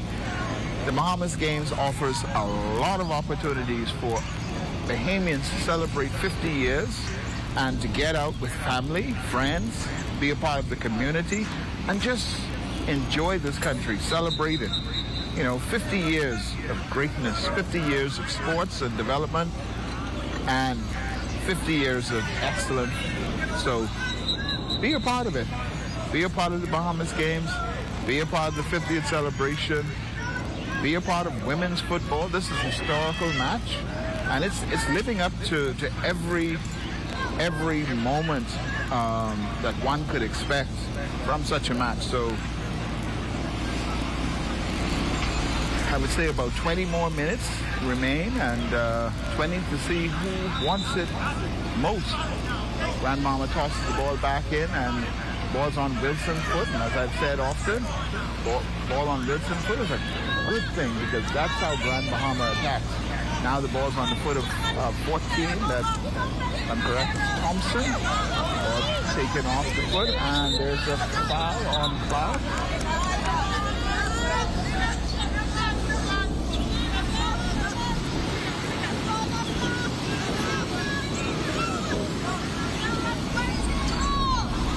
Ball is about to be struck into a dangerous spot by Captain Mr. Aubrey. Ball struck in and right on the head of Wilson, goes to Peterson, who miscontrols, and now on the foot of Aubrey, and Aubrey puts it back, and there's another opportunity, but calmly taken by the keeper.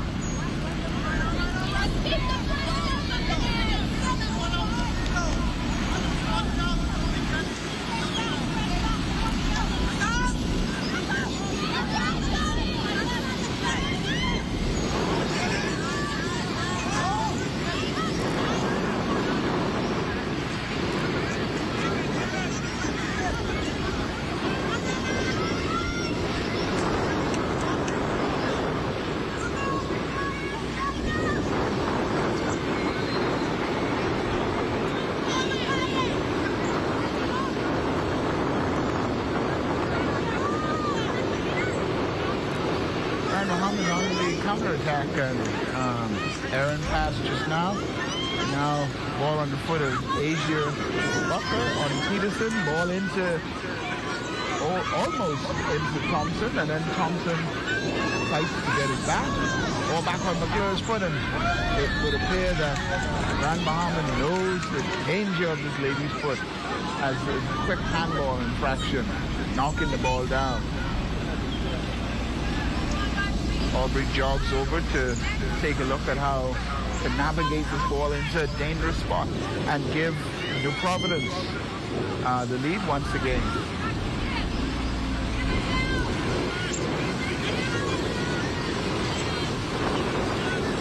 Given the strain of Aubrey's foot, it seems that too many of the players for New Providence are standing at the front part of the box. Aubrey strikes it in, and it's an opportunity. No! Barely off the foot of Peterson, who could have gone down as a hero. And for y'all who do not know, Peterson is also a star track and field athlete. Competed at the collegiate level and in long jump and triple jump. And she's a footballer also. And excellent athlete, represented the Bahamas well in multiple disciplines. So that would have been a fantastic goal if Amelia put that in the back of the net. She's the daughter of Coach Leon Peterson, president of the Dynamos Football Club, football legend and director with the current administration, Bahamas Football Association. And one of his players, Asia Butler, has the ball on the front, and the keeper has to make a save. Now it looks like New Providence has got the confidence back. And they're asking the question, can you stop us?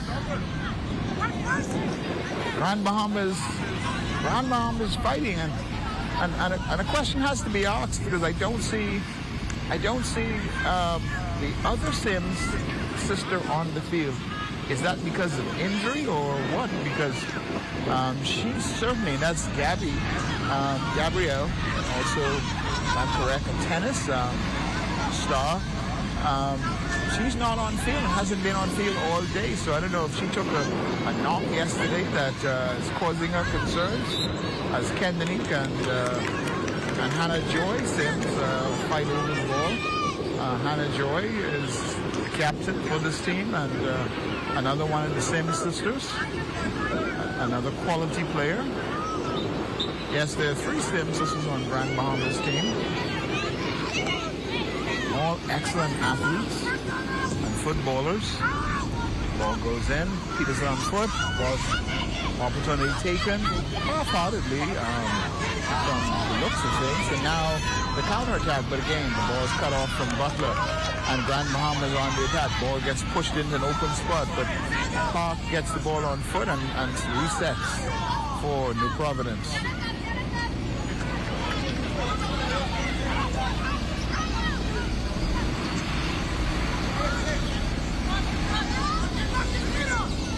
Ball on the foot of Wilson. Wilson pushing the open spot, an errant pass. Something that is not associated with her often. I must say she's a quality footballer in many realms. Ball gets knocked down the wing, and it seems as if though it's New Providence. Diane Mathis is putting the ball back in. She's had an excellent game today too. I mean, she's quietly gone about the job of taking care that side of the field. Ball gets pushed into the middle. That's on number 12's foot. Thompson, ball slotted there. And just as I called Diane Mathis' name, she's got a one-on-one scenario. Ball gets knocked out of bounds and looks like a goal kick. So job done by Diane. Oh, actually, seems to be setting up for a corner kick.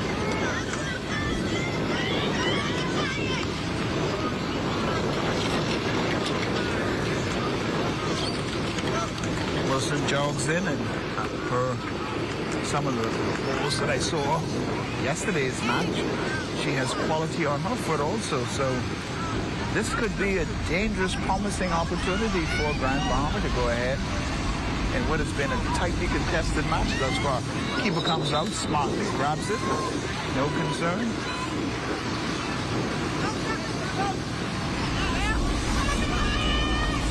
Referee sees something that he didn't like and is asking for a retake. And here we have a substitution. Interesting substitution, taking out one of the more promising part of the Providence attack and putting in some other players. But I guess of equal merit in terms of the coach's eye, or just that player's tired. Ball struck in again. Will be taken smartly by the keeper. It's touched by the keeper, but she fights on it and stays on it. Yes, well taken by the keeper. Might be short, but I'm certainly mighty and willing to roar like a lion. Providence on the attack. Ball's up. Look for the switch of wing. Peterson's got ball on foot, pushes the ball through, and what could have been a promising opportunity for Thompson is quickly cut off by an alert keeper from Grand Bahama. Ball is knocked up. Not gonna leave that half because the wind's blowing against it. And now we have a battle between Sims, who won the ball. Sims pushed the ball into the spot for Aubrey. Aubrey knocks a questionable pass into the runner. But Wilson cleans up, and Wilson's pass is firm, strong, decisive. And Grand Bahama is still on the attack. Keeper has to come out, be very alert to what is happening. Ball goes into Mathis, who goes down the wing. Seemed a bit unsure and able to knock the ball off the shin of Grand Bahama. Mathis puts the ball back into play. That's Diane, number 11 for New Providence. Hard-working lady over there.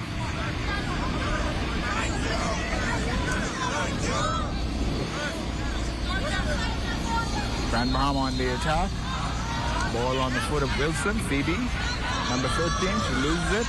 And there's a nice little tug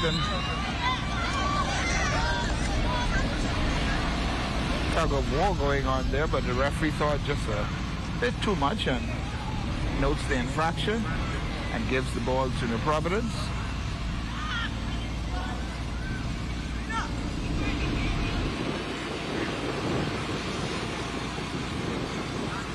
Far sideline, I think I saw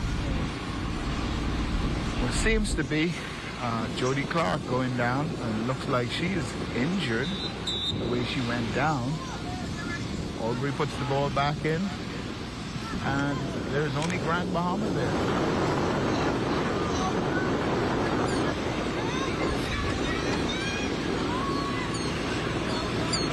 A number of good opportunities for New Providence, but it seems as if though sometimes the attacking line for New Providence just not clued into what needs to happen, and as a result, they don't get the result they should.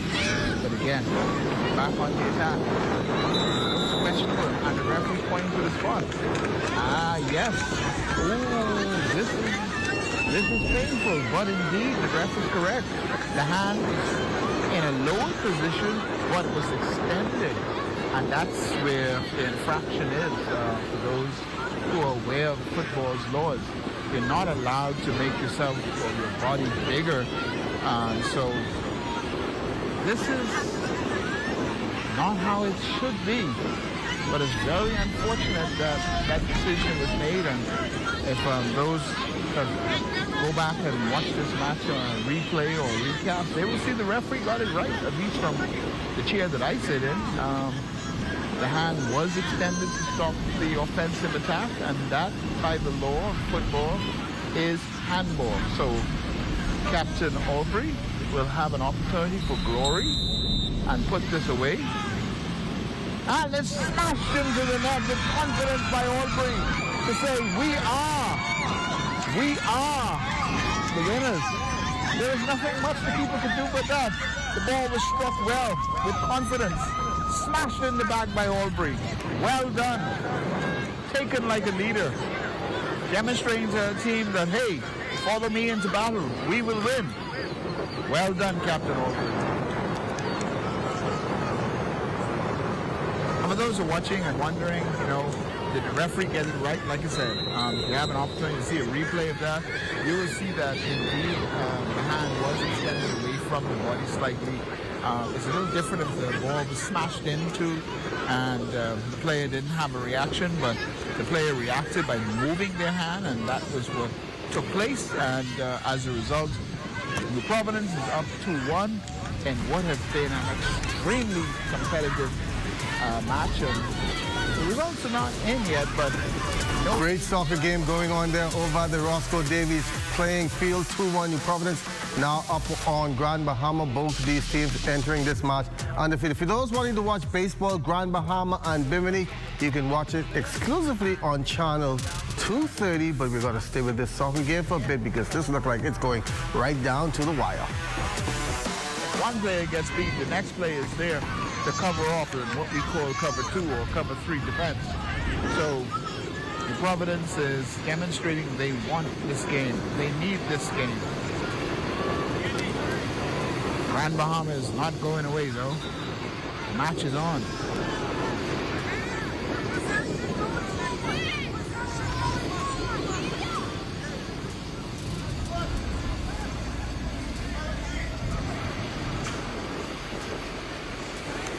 And as much as you would not wish to see a penalty PK decide a match, the truth of the matter is, like I said, the referee got that one right.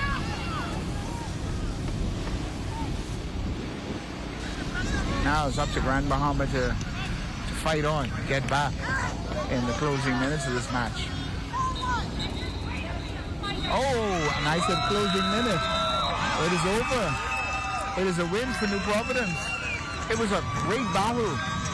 One that nobody, in my opinion, was the loser. Grand Bahama gave it their all. New Providence gave it their all. And it was an excellent, excellent match for ladies football. And, I see the team celebrating. And right they have. It is a victory. It's an excellent, excellent, well-fought fight by both Grand Bahama and New Providence, and speaks well of what's taking place with women's football in the country. So let's continue to come out and support and be a part of the 50th anniversary Bahamas Games as we continue football matches.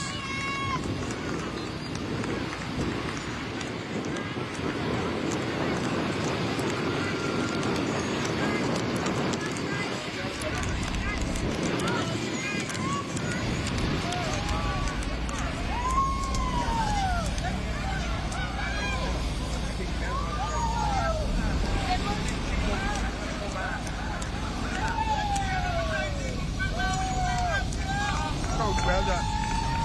Sorry to see that.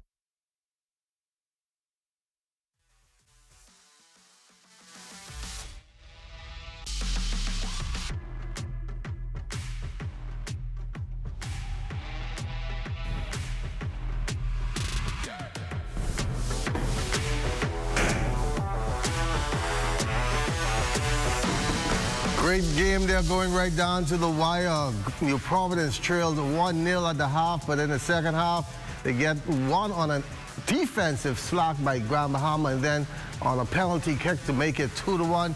New Providence moving to 3-0. Grand Bahama now 2-1, and possibly these two teams will meet again in that gold medal match because they've had the competition right where they wanted it, but this was the best match so far in the tournament. Grand Bahama falling short, just letting it slip away in the second half. 2-1, New Providence, they are now 3-0. Grand Bahama, they are 2-1. We're now going to throw it back over to baseball, I think, where Bimini and Grand Bahama is going on there. Grand Bahama up 1-0 early in the first. And try it again. There we go. Making something happen here, so the count on Mr. Miller. 2 strikes. Looking for something here. Run over there on first base is Gomez. High, good ball. He usually calls those high pitches. I don't know, something was off with that one. He didn't like it. 1-2, runner on first base here in the bottom of the first. Here's a look. Runner gone. And they got him. I'll tell you this, the catcher from Grand Bahama has been having a time behind the plate. Not many people have been able to steal on his arm. And as you see right there, he even tripped down, but he was still able to make the throw. Ryan Nottage lost the runner. his tennis shoes and all. Got it. So that's 2 outs. 2 outs.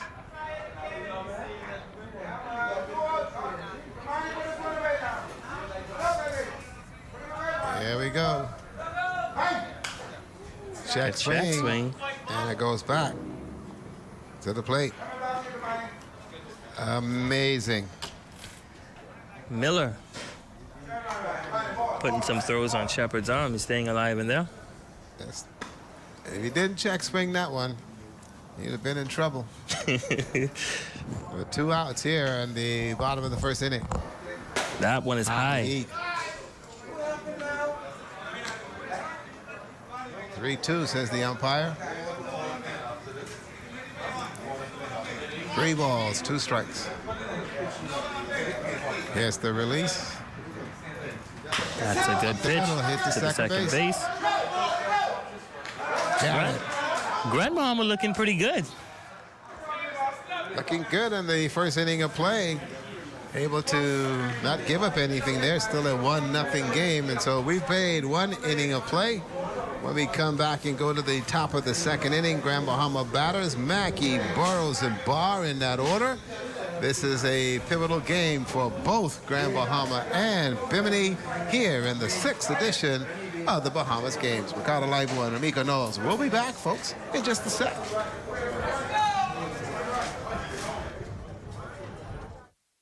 To go into this top part of the first inning, we are right here at the studio bringing you total round-the-clock coverage of the 6th edition of the Jubilee Bahamas Games.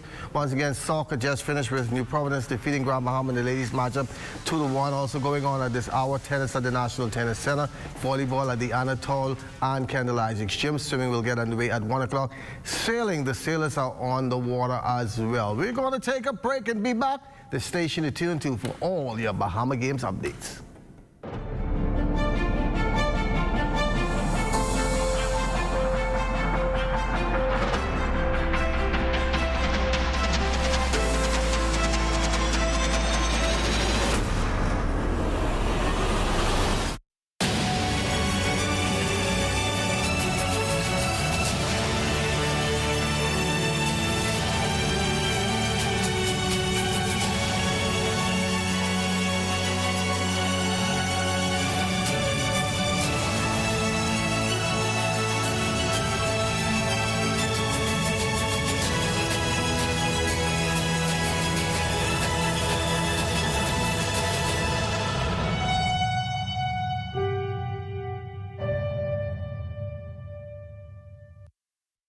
Today, our coral reefs are in dire straits. They are dying at an alarming rate. These ecosystems are under lots of threats.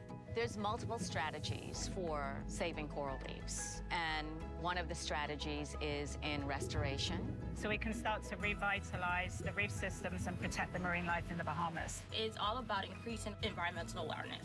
Atlantis believes healthy reefs support a healthy Bahamas.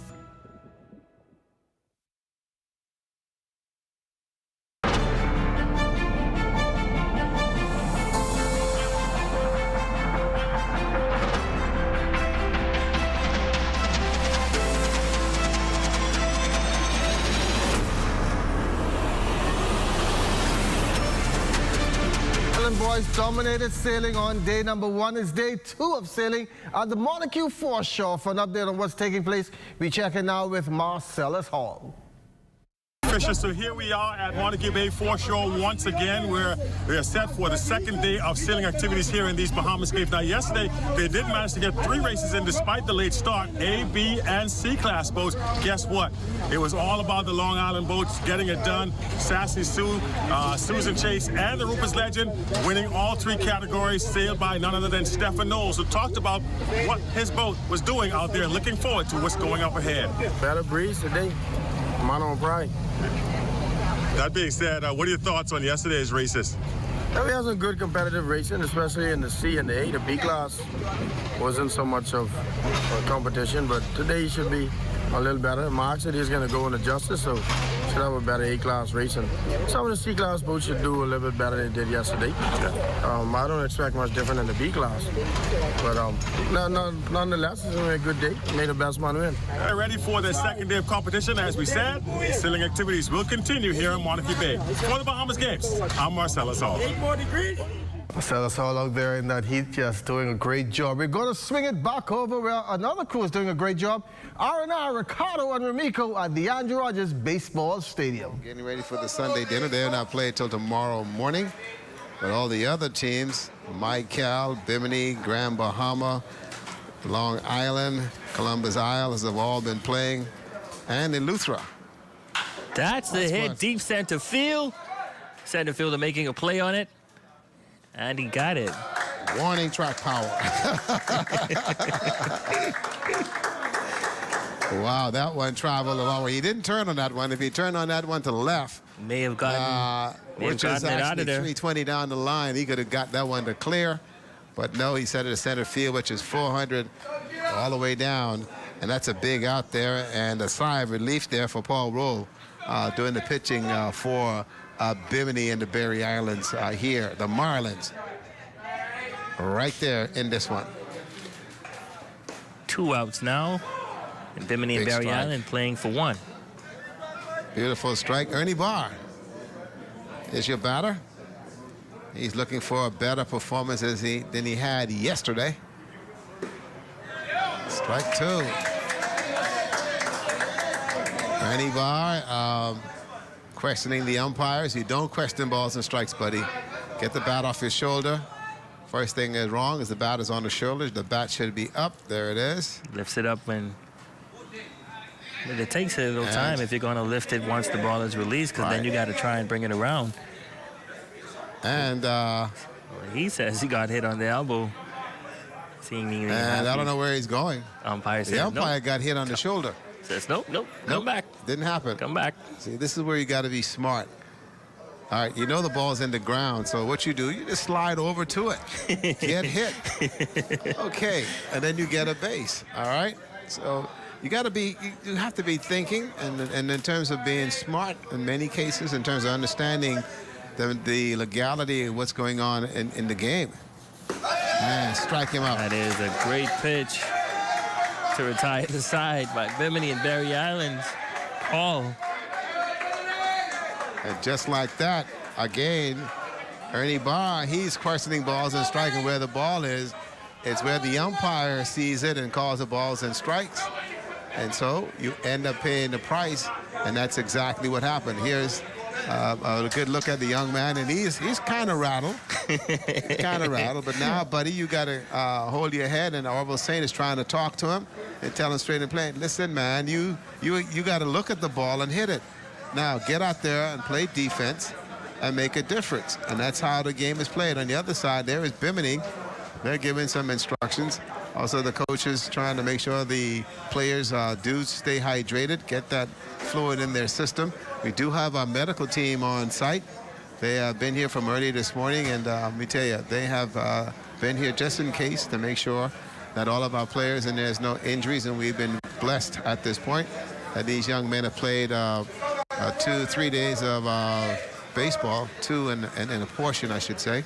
And they have played exceptionally well, and there has been no issues at all.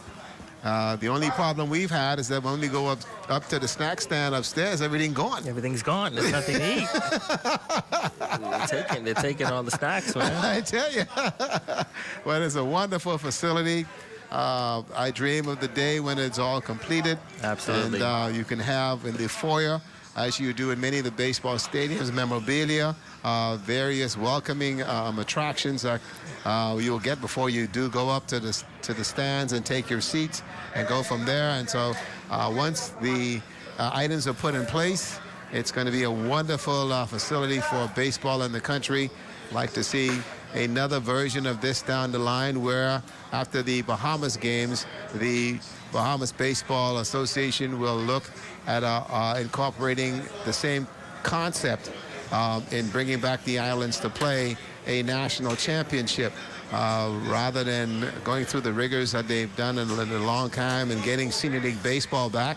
That's going to be a plus. Once we get them back, even though these are the younger ball players, it's okay. The argument has been it should have been open, and all of the ball players should have been able to play. Well, for one, Lorani Butler said age is a number, and he was right. All those people stay home and watch TV. Here we go. Don't forget, I got to get out of Nassau, right? Yeah, you got to get out. Yeah, you got to be careful. I'll tell you one thing. I'm not being security when you get back to Grand Bahama. I tell you. Kobe roll. Bimini unable to make things happen. And the first inning now, as we're in the bottom of the second, they had a 1-2-3 inning in the first. Unable to get anything happening, but they're looking to change that. Grand Bahama keeping things steady. That one's popped up to the pitcher. Shepard makes the play for the first out. Fly ball. That's out number 1 here at the game. So I know I'm going to get a word from my good friends. There's a young Kamari Shepard, Dow Ranger, and the guys. Yep, they'll be messaging me about right now at the 12 o'clock hour. Tyler Kemp in the box, ladies and gentlemen. That one is on the inside.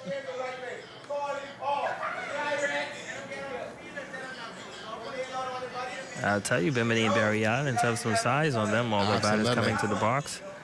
That one's hit over to the right side. There you go. Also, Bimini has been working out down there. You know, they have a baseball stadium that they have just refurbished. And so the local government and entities down there, so they're now just getting back into the swing of things with baseball. That's a curveball high.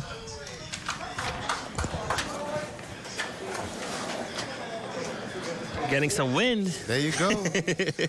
Someone opened the door. Fastball, strike. That's a strike down the heart of the plate. The count goes to 2-2. 2-2 on Mr. Kemp. That one just missed on the outside. 3 balls, 2 strikes. And Mr. Kemp gives a little nod. Says, yeah, I see it. I see it. I have good eyes. There you go. Let's see what he does now with the pitch from Shepard. That one's hit over to the first base. And he will make the play for Grand Bahama to bring about the second out. Grand Bahama now playing for 1. It's looking like it's going to be another 1-2-3 for them at the bottom of the second inning. Yep. A little fish pump there as he'll head back to the dugout. That's Tyler Kemp. And that now brings him to Rel Cutter. Let's see what he can do here. Good play down there on the first base side by Mr. Russell. Goes for the bunt, but nothing there. That's going to be a ball. Ball 1. 2 outs here in the bottom of the second inning. That's a bit low. 2 balls.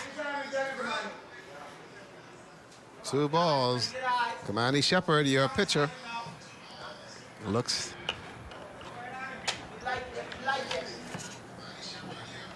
Here we go. Here's the pitch. A little bit of gas, but that's high. I'm telling you, he has some speed behind his pitch for a little guy. Doesn't seem to be anything more than about 100 pounds. There you go. But he has some speed on his arm. Got some gas. Here we go. That one's on the outside. So he issues a walk. So the walk for Cutter, and that now brings up Shaquille Roll. Yep, he was born during the period of Shaquille. The Magics? Yep. Boy, that's why you name all these children after these players. Kobe, Shaquille, Kareem. Boy, I tell you. Magic. You name it. High fastball. Nothing there. I tell you, what an era when you have sports enthused parents and they drop a name on you. Runner on first base. Shepard looks over. Here's the pitch. Popped up into the air.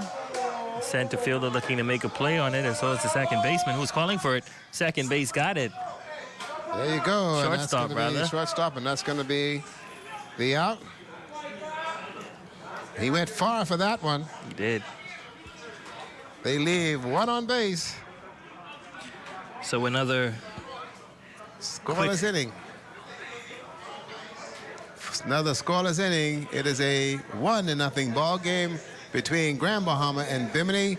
We'll move to the 3rd inning, and when we come back, Grand Bahama will be on the offensive side. We'll start from the bottom of the line, where we end up going with McHale and then go up to Poitier and Thomas. We'll be back, everybody. Lots of baseball ahead for you right here from the Andre Rogers National Baseball Stadium.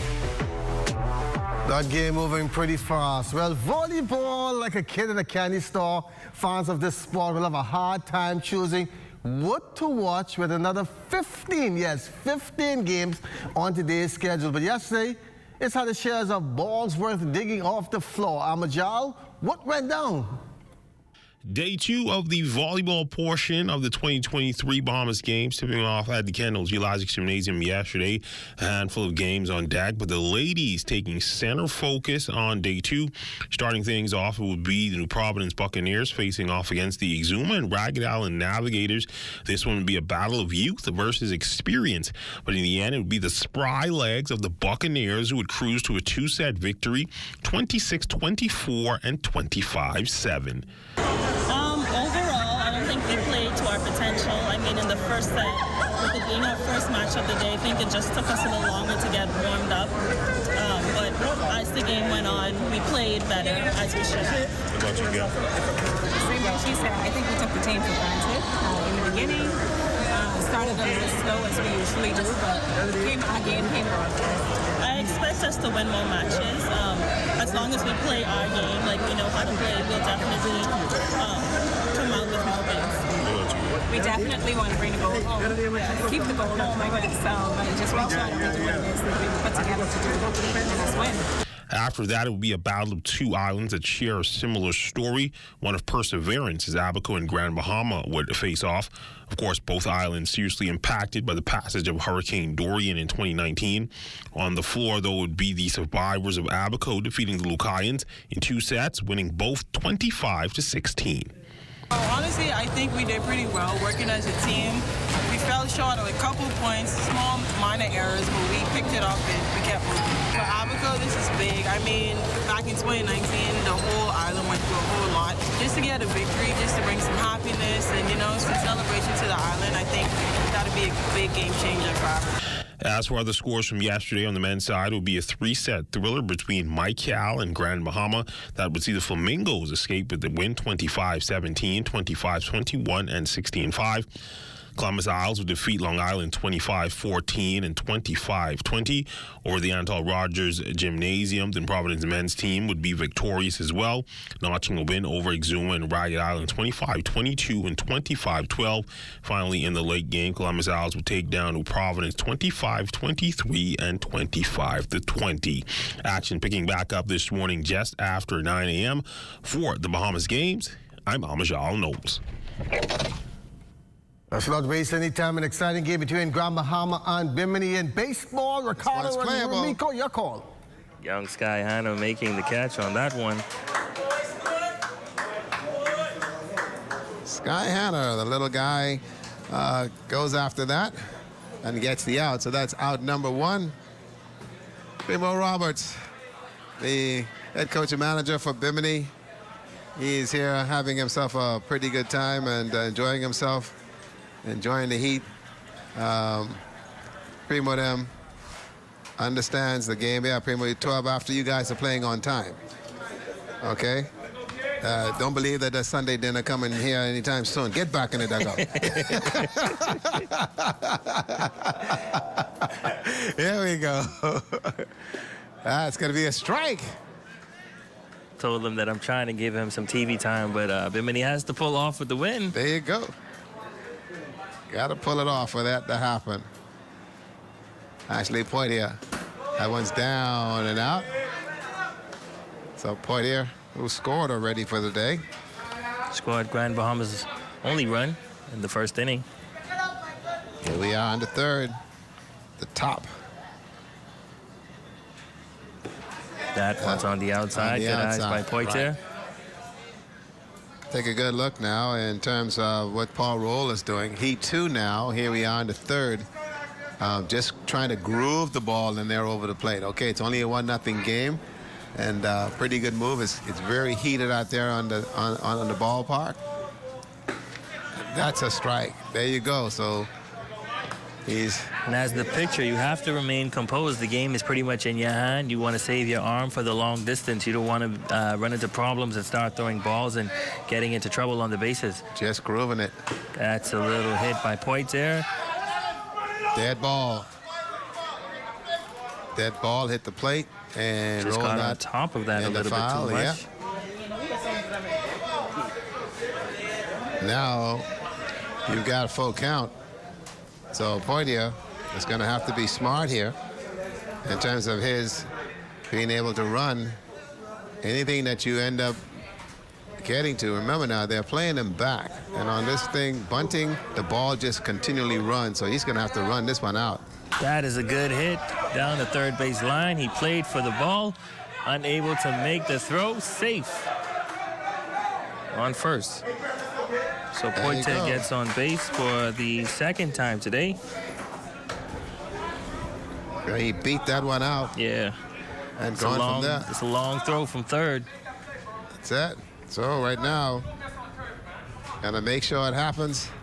I'll let the folks down there in Bimini know all is well. Grand Bahama now with a runner on base. Trent Thomas. We're coming to bat now. Smart move here by Mr. Paul Roll, the pitcher. And he's going to change the ball. Take a little break here, get everybody to get rejuvenated.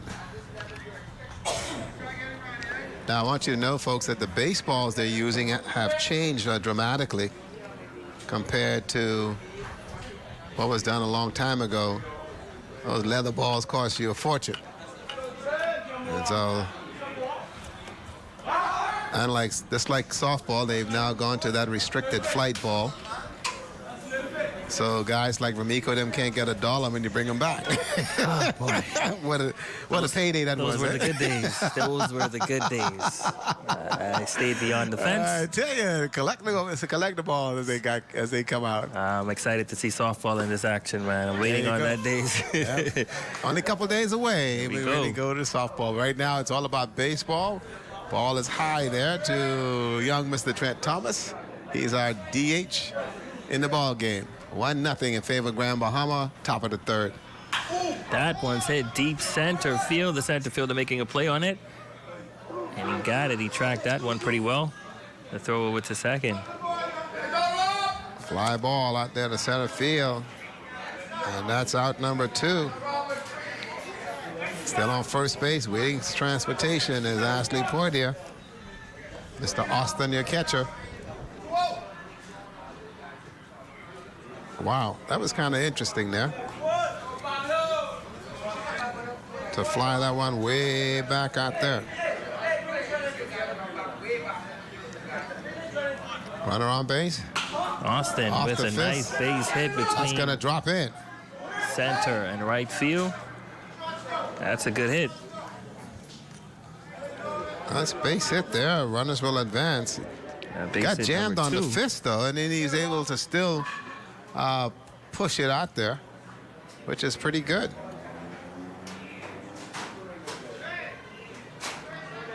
Russell.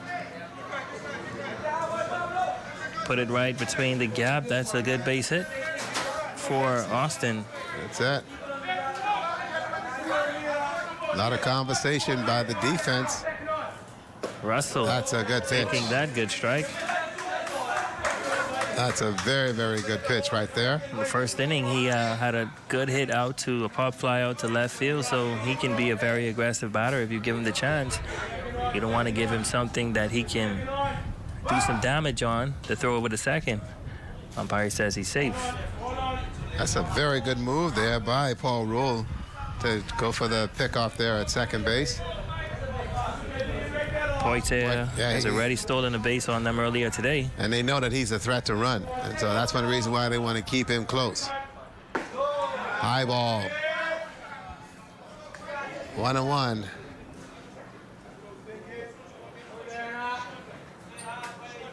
And a wonderful afternoon of baseball here at the Andre Rogers National Stadium.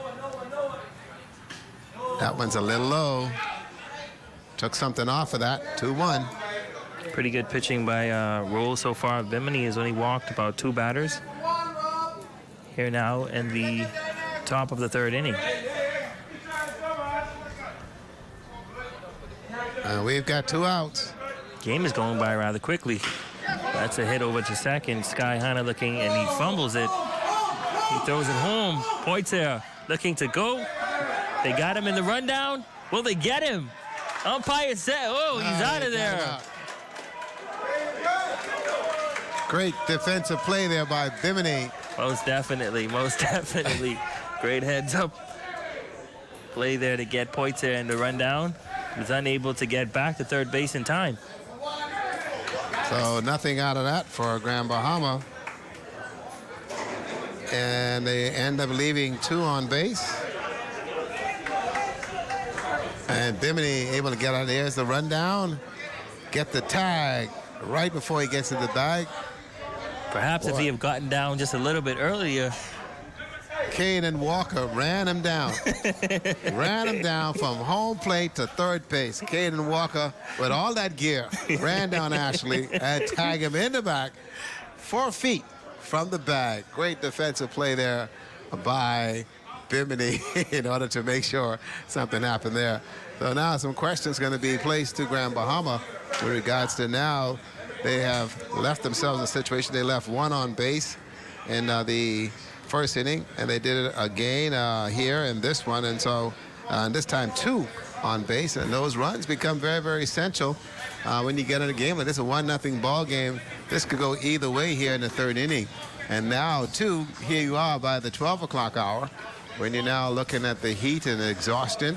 But the difference is you have Kamari Shepard, who's doing the pitching for Grand Bahama, and still looking good so far, Paul Roll, who has thrown a pretty good game at this juncture for Bimini, and see if he can now make something happen. We now go to the bottom of the line, and get this. Caden Walker that ran down Ashley is now going to come up to the plate, and then you're going to have Paul Roll, the pitcher, who will be coming up as well. So, boy, this one has been good so far. Absolutely. It's going by pretty quickly.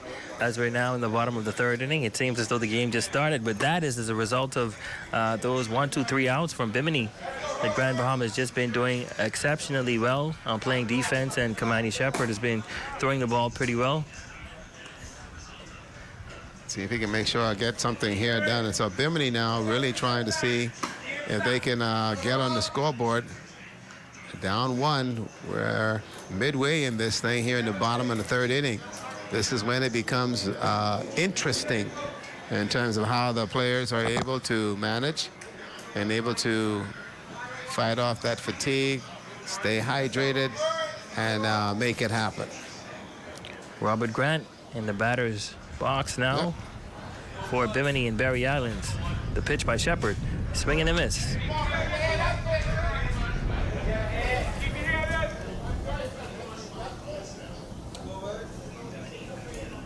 I tell you, Shepard has some heat behind that fastball, and it has a zip at the very end.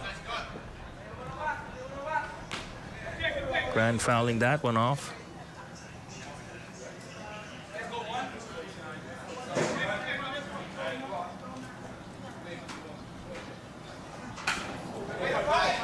Barely hanging on to that one. There you go. And this is that innings we were talking about, Rick. We're now at the bottom of the 3rd inning, and pretty much a low-scoring game thus far.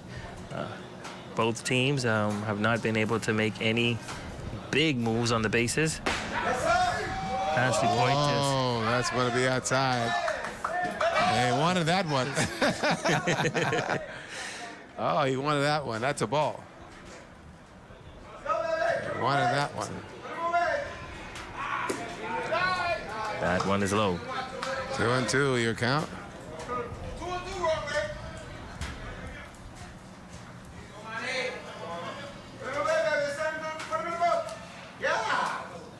No, curveball, and that one's going to be high.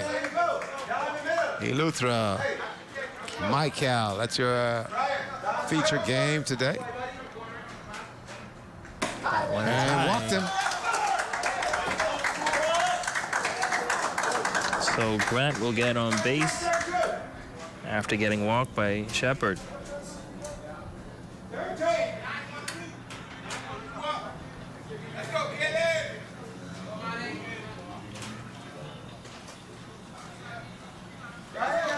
Caden Walker stepping to the plate now for Bimini and Barry Islands, and that one is on the inside for a strike. Beautiful there. Now runner on first base. Much can happen here.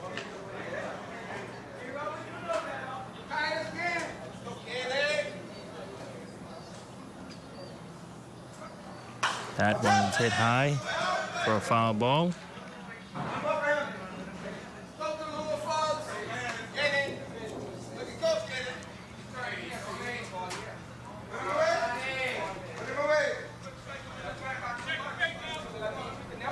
Thought the name was familiar. That's Robert Grant Jr. over there on first base. Robert Grant Sr., his dad, is here watching him play. Did you hear all that noise up there just a minute ago? Struck him out. It's the West End boys. It's funny. West End. That's it. They struck him out. So Walker goes down. 1 out here. That's negotiation there to get Austin Jr. on there.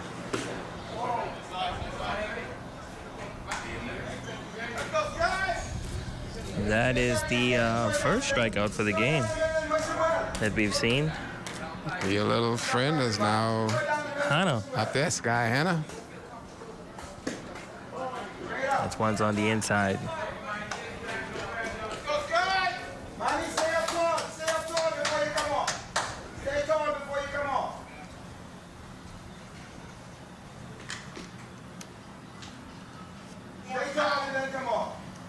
Little run. Here's the pitch.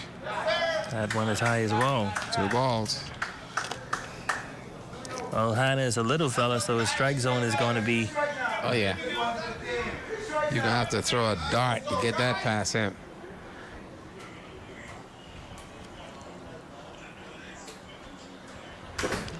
Oh, and he's not afraid to swing the bat either. Well, I tell you. He was looking to put that one in the outfield.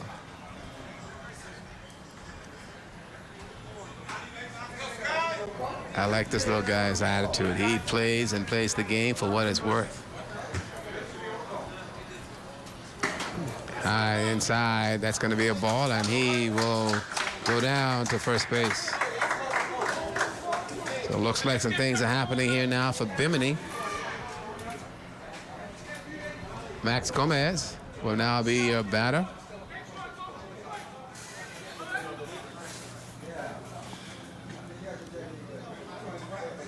Gomez hit one deep or left field during his first at bat.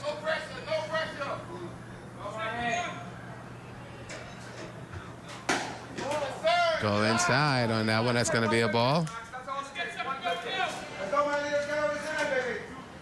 Runners on first and second. 1 out here in the bottom of the 3rd inning, and Bimini threatening. 1-0 is our score. Yes, sir. Good pitch there by Shepard.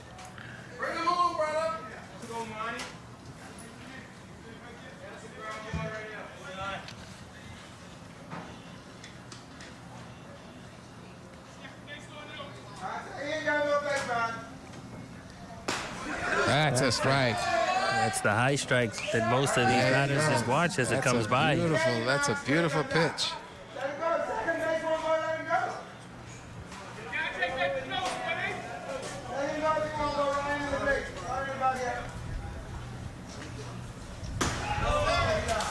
That one's high in the air.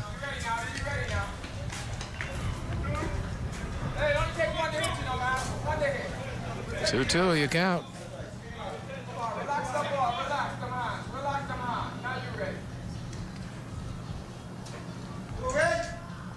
That is a hit right back to Shepard. He will make the play to second, what the umpire says. And he'll get the force at second base.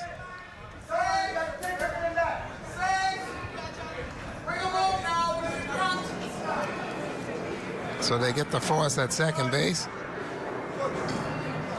A little misput, Mr. Hannah. Mr. Hannah.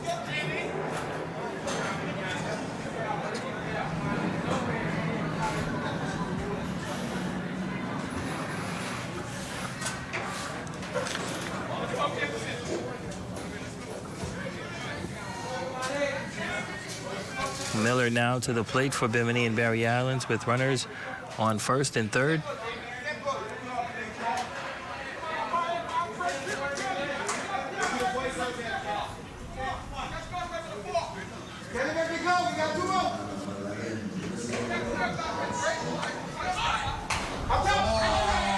Fouls that one off.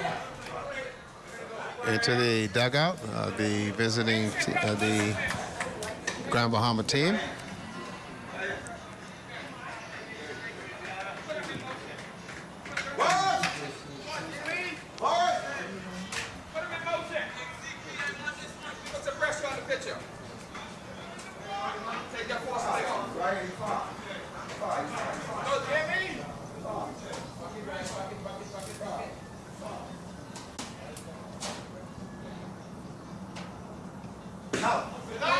That's a strike.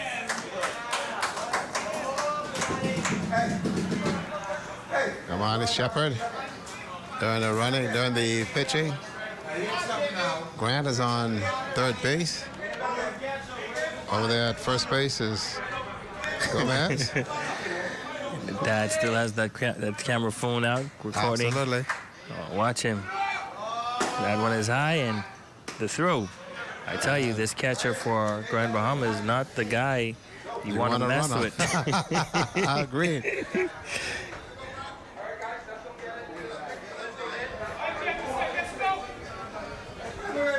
It's Ryan Nottage behind the plate for Grand Bahama. He's been making some pretty exceptional plays in terms of getting runners out as they try to steal on him, but they are not on that arm. Make sure Shepard trying to keep him close. Trying to keep him close. That's a good look. This is the third inning, the bottom. This is when it gets to be really crazy. Good curveball. That is a great curveball. Shepard getting his second strikeout of the game. Taking out Trenton Miller of Bimini and Berry Islands, who now heads back to the dugout. And can't believe it. He simply just can't believe it. And he is going to get an earful from the coach. We're going to go to the fourth inning. We've got a break coming. Grand Bahama still up in this one. 1-0 your score. We'll be back in just a moment.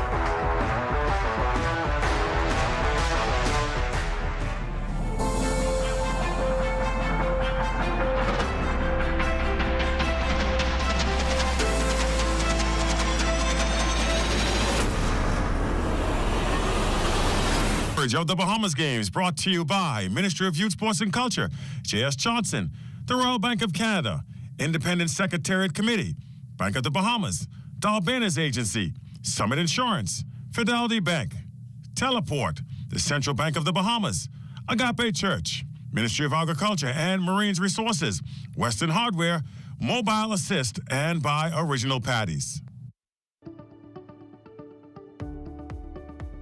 Have you been denied a U.S. visa and don't understand why? Have you been turned away from the U.S. border without an explanation? Maybe you've had a prior arrest or conviction and you're not clear on how to move forward at this point. Call our office. We may be able to help. 954-449-1833.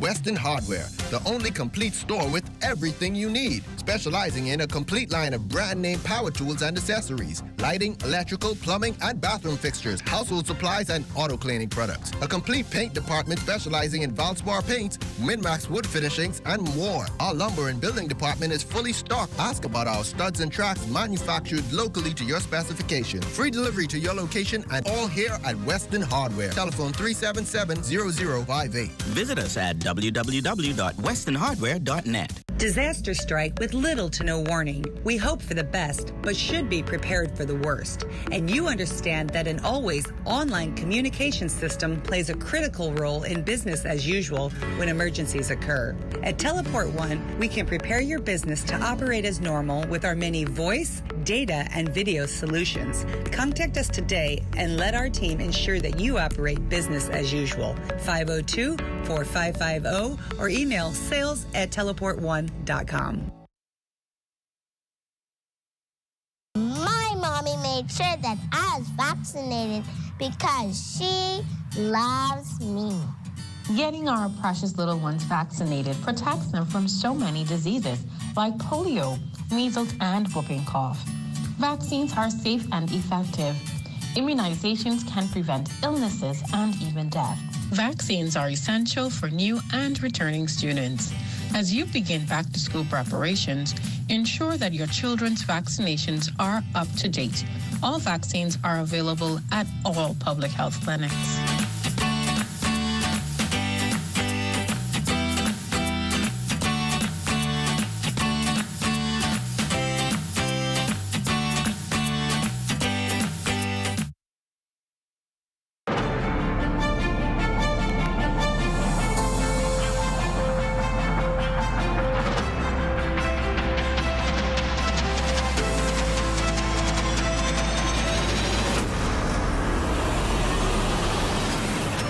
Well, we are going to change the scene a little bit. We are going down to sailing, but for those that want to continue to watch that great game between Grand Bahama and Bimini, you can tune into channel 230. It's airing there exclusively. Yesterday, it was all about the Long Island boys. Let's see how things are going on the waters of Montague.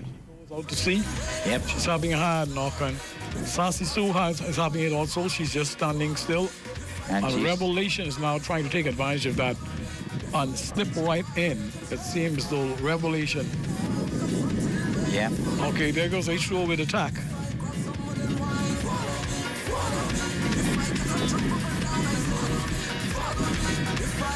So H2O, I think she's cleared now. Oh, wait a minute, Luke. And it's tight up there. It's very tight on that marker. Very tight. I see 2 boats are coming back. Yes. And let me just see if we can get a read on those 2 boats that are going around the market just now.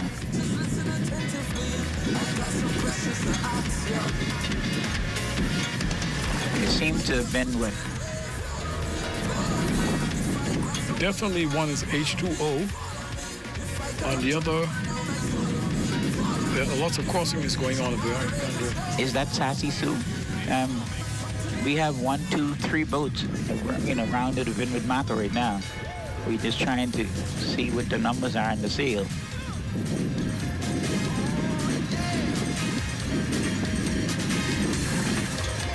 On the weather there, I'm trying to make out the number of that boat.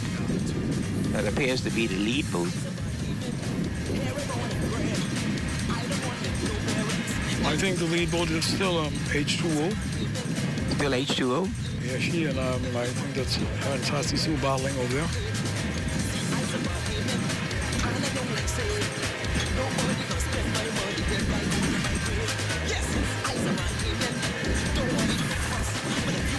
Yeah, that's H2O and Sassy Sue doing that battle. They should be the 2 lead boats. Yeah. But we must consider the other boats approaching the marker. Sure. Good show going on there. Hog just in the mix, back in the mix with that long lay sheets on.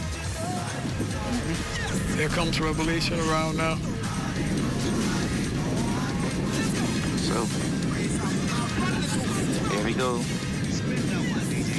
That's King and Knight coming around. Well, they handled this win quite well. Yeah. I know the race committee didn't use a jive, on this flag, and that's very good because the wind is very stiff. And you want to take a challenge and say no. Would you take a challenge and say that's Cobra 2 leading race? I don't know. I mean, I saw the boat came around, and I just couldn't make out the number in the sail there. The crew that's in orange, that's their colors, allowed colors. I thought the orange was the King and Knights, no? Well, King and Knights is the orange hull. Orange, yeah, okay, or the orange hull. Well, it's A1. That's a Cobra 2. That's what I'm saying. She's in the mix. They should be happy today. And then the other boat on her lee is Sacrifice. There you go.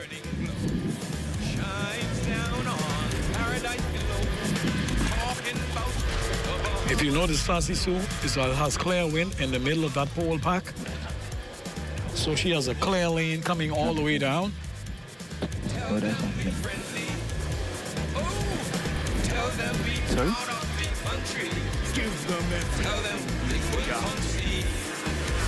Oh, okay. Yeah. Okay, I just want to make a quick announcement. A gray Honda Accord car, license plate AD011. You're blocking traffic and the police want you to move your car right away or they're going to tow it.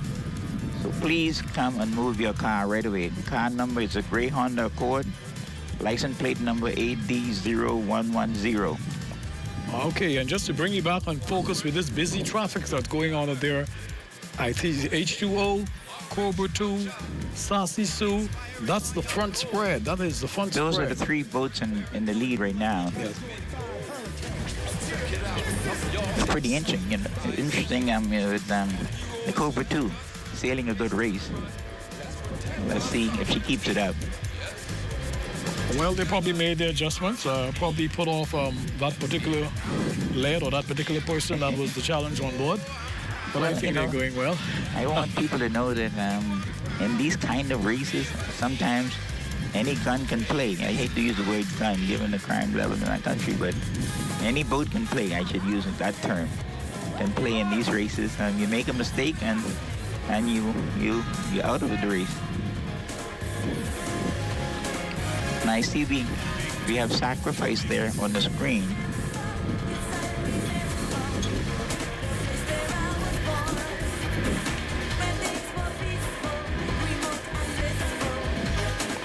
On taking up Beverly House and Sally and Hogtus are doing their thing. Probably got a rough start off the line. They are bringing up the rear. So that's going to be a challenge for those two battling one another. Then another grouping with King and Knights. Right. And Revelation. So those two are doing a battle. Those are the last four boats. They're a group of twos. Yeah. That's how the battle stands coming down. Well, yeah, it looks like, you know, Cobra 2 with the red uniform one sailing for New Providence. Right now, appears to be slightly ahead of the other two boats. That is well, they're Sacrifice. They're doing their battle, but Sassy Sue is now having some freeway to she's dropping halfway a bit towards that. Right. Those three. So the Sassy Sue had a free air passage all the way down. All the way down. You know. Now, well, I think they all have free air passage because they're not too close to each other. You know, I see Sassy Sue's there, and behind her is H2O. Because they were the two boats we thought were leading going to the windward marker. Looking at it now, Sassy Sue has snuck. I think she's pulling out from H2O, yeah. From your shoreline position, that'll be probably the third boat heading over to that marker. That'll be the Sassy Sue chugging along on H2O and Cobra 2 far on her starboard. That'll be the right side if you're looking up. And then you have Sacrifice. Then Sacrifice. Yeah. Sacrifice. This is going to be a very interesting race. You know, we have a boat like Cobra 2, whose name you don't hear up in the front from time to time, but here she goes. Right, this is interesting. She's there today. Yeah, you have H2O and Cobra 2. Then you have Sassy Sue and Sacrifice. And Sacrifice. I think that's the order of the day going out to this marker. The leeward marker, yeah. Yes, sir. This is very, very interesting, you know. And the kind of breeze we have, you know, every second counts. You know, you make a mistake and you're out of the race. Okay, just to strengthen you from the shoreline, you'd have Cobra, H2O, Sassy Sue, Sacrifice. Yeah. We go right down the line. I think that's is that a yellow? Well, the thing it is, Luke, is that the Cobra 2 is leading. The second place boat is Sacrifice, and the third place boat is Sassy Sue, and then H2O. That's the position coming down to the leeward marker. So they are the lead boats right now as we speak. Very, very interesting race. They are on the marker now. They're close to the marker. Yes, okay. We've got it now. That's the feed. That's the feed. It's Cobra 2 and Sacrifice. Yep. They 1 and 2. Cobra 2 has the right way in. Turn. She turns. Takes the marker now. Yeah, and the right Cobra 2's round. She's the lead boat, followed closely by Sacrifice. Yes. Then Sassy Sue. Then Sassy Sue would be the third boat coming around. And then H2O. Oh, wow. Look at Sacrifice. Sacrifice, is the battle with Sassy Sue. Yeah. Yeah, she's going to put Sacrifice, rock her to sleep now. Yeah. Sassy Sue's there, and so here we go. Falling up, coming around the marker now. We're working, coming towards the marker as Sweet Island Gal, followed by Revelation, followed by King and Knights. Further behind, then you would have San Sally and Hog Dust. So that's the lineup. You know, Luke, the interesting thing about it is that the Sacrifice took a way turn away from the marker when she came around the marker. I don't know if there's some confusion as to where the next buoy is. I don't think so. I'm not sure because they're coming towards us and I didn't see the marker in the water. And but see now, if you look at what's happening now,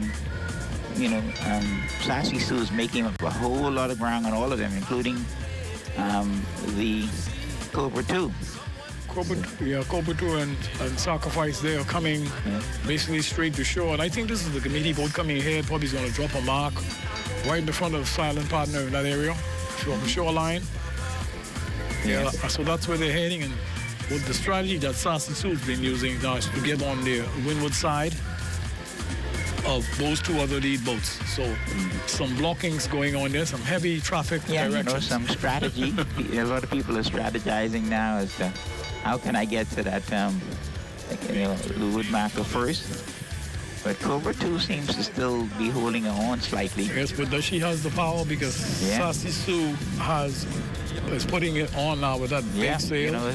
Sassy Sue is sailing for the sheep runners, and the sheep is kicking up some water out there today, again. Yep, it's interesting. Yes, Cobra 2 is... She's fighting, but... She's fighting hard, and... The cream is there now. Sacrifice is also fighting hard, so... She's between Sacrifice and Sassy Sue. Sassy Sue, yeah. So there goes the squeeze. The squeeze. Well, they're all sailing their own course right now, so they're good. So it's up to Cobra 2 to keep her course and see whether or not she can get around that marker first again.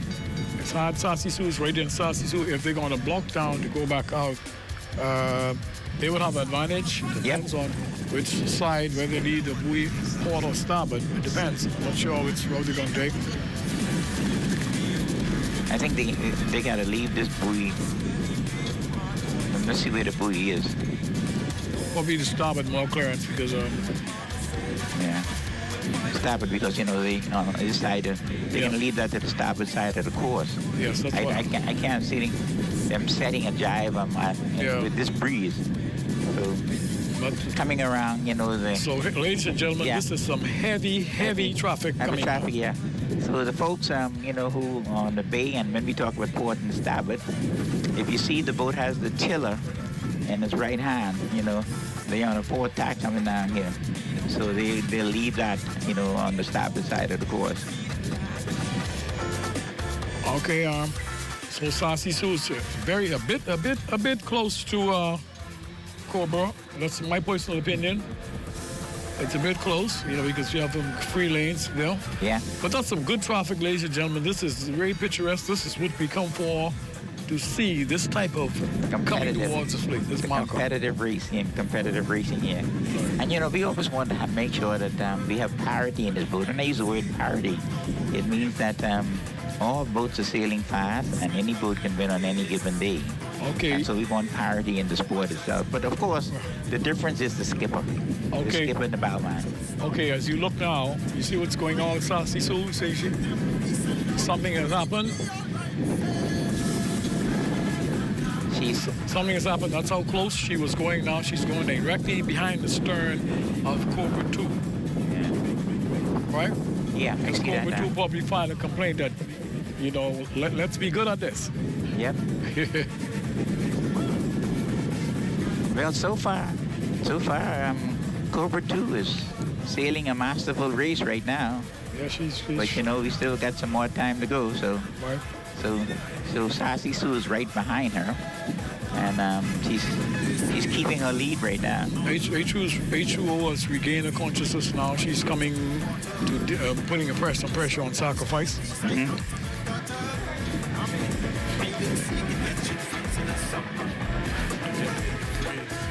Yeah, I think we had watch for Sacrifice on the lead of the Cobra 2. Sacrifice is moving pretty good too, so of course Sacrifice is sailing for Grand Bahama. This is the technical bit right here now. Yes.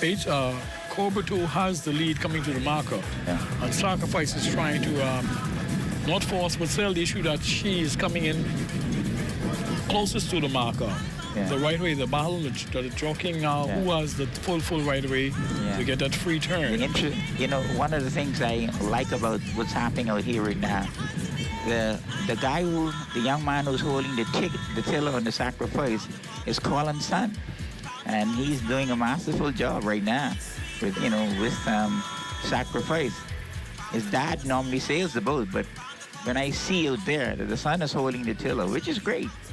You know, the young generation of leaders should come forward, and it looks like young Colin, Cartwright is coming forth here. Yes, so ladies and gentlemen, it's on. It's on. It's on. Cobra 2 is bringing it on as well as sacrifice. They bring it home here, bring it. Yeah.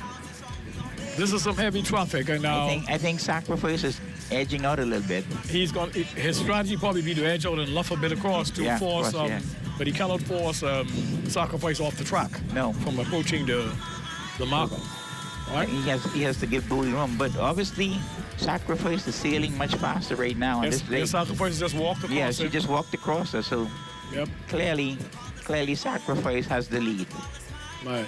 Sacrifice has the lead and has the right way to go around the buoy from the lee side of the Cobra 2. H2 has worked away in this, but she has to wait now. She has to wait now as Sassy Sue. There goes sacrifice. He's round. Masterful job, sacrifice from the lee of the Cobra 2 to come around this marker first. There she goes. Cobra 2 around. Cobra 2 is very coming close. around. H2O put a question to Sassy Sue just now. H2O just put a question. Yeah, H2O is going to come around third, it looks like. Let me see where Sassy Sue is. Yeah, H2O is coming around in third place. H2O is sailing for Exuma and Ragged Island. So, folks, this is a very interesting race going on right now. The next boat coming around is Sassy Sue. Yep. Okay, who holds their own now? That'll be strong and good for everybody. Yep. That's a healthy first lap. It's very healthy, very competitive, seemingly clean sailing, fair sailing. And it looks as if Sacrifice is taking a little bit is moving ahead pretty fast, and she's dropped the Cobra 2 a little bit on that tack. I think he's just he's letting her run. He's just letting her run. Yeah, he has to. Boy, this is very exciting. And I said in my comment, young Colin Cartwright is holding the tiller, which is very, very interesting. Okay, and what we must be aware of now, H2O, the damage that H2O or the change that H2O and Sassy Sue can impact this lay with. Yeah, right. They're basically trying to work up straight up the harbor. Right. As the sacrifice has dropped off a bit, so just luffing or reaching a bit more. He's letting her reach more freely or check more freely. Yeah. But these two boats check Sassy Sue. Yeah. The thing is, they're on a check now, so they need to let the boat stretch the boat out. Yes, but you must have that stretching power now. Yeah, there goes Cobra. There goes Cobra. Oh my God! Oh wow! Watch it. She's dancing. Here goes the dance. That's when you come to the big dance. If you can't dance, you gotta be nimble back. and quick. Step back. She has a little problem there, but they're okay. Yes. The guy didn't fall overboard, so they're back in sailing form right now. Okay. Okay, Sweet Island Gal just came around the marker. On that same bit of shaking that Cobra did just now, believe you me, we're not there, but positioning was so close. Yeah. That means H2O and Sassy Sue are probably have an advantage. They're going to take advantage of that. They've gained on that little boo-boo by and we have something going here with Sweet Island Gal who has to give way to this particular boat to King and Knights coming to the marker. Yeah. Revelation just gone round. Okay. And the next boat coming round is King and Knights. Yes. Okay, Sassy Sue had a bucklish now also. Oh wow. Sacrifice is really sailing good. Okay. Look for a different headline story. I wouldn't go on a limit particular, but a different headline story between H2O and Sassy Sue because they are working meticulously up the middle of the harbor. Well, they're trying to get back in the race. They were right there, they were right there. Just that the traffic was very busy at this marker, Well, they're sailing to get the first position. And there you go, folks. The young man I'm talking about, that's Colin Cartwright's son. He's doing his thing out there today with Sacrifice. Oh, my father. There we go again with Cobra 2. The second time.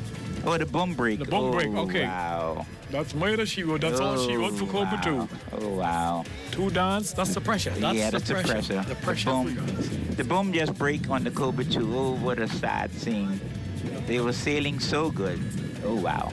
That's the pressure. That's the pressure. When you get in that heavy traffic, things happen. Decisions have to be made. The boat has to take pressure. If you're not ready, pull to the side. Somebody move. I told you it's going to be a different story. Yeah, he just broke his bum. Oh, my. Yeah, we're very Leading sorry. the race and sailing very good was the Cobra 2. Yes, our hearts. Oh, wow. Your heart goes out to them, you know. Mr. Higgins and but nobody, everybody seems to be okay. They're sailing to New Providence, so no one got hurt. But the boat, they just broke their bum. Right. So they're out of this race right now. Oh, wow. That's so sad. But anyway, you know, these things happen. Yes, and hats off to Mr. Higgins and Mr. Boleg. Y'all are pushing it. Y'all pushing it. Yep. And there goes Sally, and who had a big day yesterday. Followed by Hawk Tuss. Yeah, you know, you never like to see these things happen with the boat sailing so well, leading the race. You know, at that point she was in second place. She wasn't leading. She was behind Sacrifice, and she just broke a bone. I thought, you know, something went wrong with the pry, but it wasn't the pry. It was the bone that broke, and so they out of the race. Right. And H2O has made a race of this. H2O has closed in heavily, even though she's under Sassy Sue. So it's Sacrifice, Sassy Sue, and H2O. Those are the 3 lead boats at this time. Yeah. We just empathize with Mr. Higgins and those on Cobra 2 who are doing so well, putting up the fight. Yeah. Yeah. The important thing is all the crew, nobody got hurt in that little accident. Well, when the boom broke, everybody seemed to be okay. They're all sitting there on the boat. Disappointed, you know, and dejected, you know, but that's the name of the game. These things happen in the sport. Hopefully we can get a committee boat to go and just tow them in, you know, and as quickly as they can. So. Yes, we need a quick response, that delay time. Yeah. That's some of the policies that we'll be sharpening on the new national sports regatta committee or whatever. That's one of the policies we need to have in place to have that quick response to those things. Yeah, the committee boat should go there and certainly get in. So now we have the Sacrifice, H2O, and Sassy Sue in that order on this lake coming down. Going to be a very interesting race. They all seem to be above the marker now. That's going to be to their port. Yeah. All the way over to, when I say their port, you from the shoreline, that is your left. Let's go through that again. That is your left. Yeah. My left. So they're above the marker, and they're all going to drop down a bit to loop that marker again, and then probably come back here home. And finish him. There they go. And as we look at it now, you Sacrifice. They all on starboard tack right now. Right. I want to put H2O in that 3rd position, but I think H2O is screaming heavily. No, H2O is in the 2nd position. Right, okay. Sassy Sue's in 3rd right now. Okay. You have the lead boat is Sacrifice. H2O 2nd and Sassy Sue 3rd. Okay, for you shoreline persons, they're approaching the marker within the next 60 seconds. Yep, right. Sacrifice is right on it. She's looping it now. Coming around. I don't know where H2O came from. Is Sacrifice, followed by very closely, by H2O. H2O is right there. Yep. And then, of course, Sassy Sue is not too far away. Sassy Sue is still in striking distance. Okay, well. You know, the sheep is running. You know, let's see whether the sheep can catch, you know, Sacrifice sailing for Grand Bahama. Well, we have to see how well H2O points because, you know, Sacrifice can really do some pointing there. And, oh, yeah. I mean, H2O, Sassy Sue, she really wants to go with Sacrifice. Yep. That's a hard duo to crack, whether H2O you in the mix. And I think Sassy Sue is getting strategy now. She's tracking back now. Yeah, of course. She's calling someone. No, who would be the first to bite? Who would be the first to bite? There goes, H2O. She wants to cover Sassy Sue. Just cover 2nd. You know, you got to cover your 2nd position, you know, and make sure don't let because the object here is this. If he tacks away and HTU doesn't tack, and if he feels some breeze over there, he'll get that breeze first. So HTO is not taking any chance, and also but they force sacrifice. Sacrifice also coming around. They forced him to have to cancel where he's going, go that pack, because cannot let him work from underneath on your lead. Yeah, they now all of them now on port tack, you know. Now the question is whether they all can make that marker on one shot. Oh, we'll see. If there's a mark in Foxhill Creek, or they're coming back here, you know. That there's a mark over there, and and the strategy Stefan is employing, they attack first, and they're gonna try, beat them to that mark over in the Foxhill Creek area over there. Stefan called him first, but I don't think he would have called him if he didn't have that marker in his sights. So maybe sacrifice maybe took a little long to tack, but anyhow, let's see if that's a favorite tack that Sassy Sue did, and it looks like she did. And as we speak, H2O, that's H2O powering away from Sassy Sue. H2O would be the second sail heading across to the Foxhill Creek. Yeah. So it's power for power, pound for pound, and that would be H2O putting a ringing, trying to split those two. But it seems as though Sassy Sue would have to probably make a little shimmy or poke a little hard to really keep on track. It might not be. Stefan doesn't normally make mistakes like that. But let us not forget those other guys that are part of this competition. Well, Luke, we got to watch here, because that tack Stefan made was a massive attack. Watch where they're going. It looks like Sassy Sue is tacking back, Let's see what happens now. He has to go. I told you he couldn't make it. He was away from the park. Well, let's see. He had to go. He had to go back. I know something was tricky about that. Let's see if Sacrifice going to cut him. That's not Sacrifice. That's H2O powering. Yes, that's H2O powering. H2O's H2O. Watch it, H2O. She just lost that position right there. No, she didn't lose it. Quick recovery. Recovery? Yep. Well, I think it looks as if Sassy Sue's going to cross her. Yes, Sassy Sue. Yes. Yes. That's what he's reading, Sassy Sue. Yep. So that's the lead boat now, Sassy Sue. Yep. On that tack. And I think H2 is going to lay back now also. There she goes. Yes, so a Sacrifice. On that tack, Sassy Sue, one tack, and Sassy Sue is back in the lead. Okay, Sassy Sue is buckling. You know how Stefan normally says, pointing. But what H2 will do is lay out flat and let her run, trying to get to the starboard of Sassy Sue. So Sassy Sue is trying to answer. There she goes, pressing. But H2 is answering the call. Press. Let's not forget the guys over the other end, approaching the mark around there. Yeah, on that tack, Sacrifice looks as if she took a little long to come back, and she's likely to lose her. It's not long. That's pressure. That is the pressure that H2 is applying from behind her. So it wouldn't be long. They're both going to get a big knockoff now.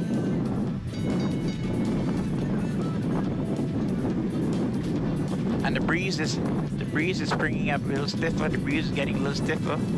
Let's see what's happened. Right on the marker, other marker, you have King and Knights, Altus, then Sansali, making your way around. Yeah, so Sacrifice just took a little long to tack on that in that lane. Sacrifice is settled now, so that's pointing time now. Yeah.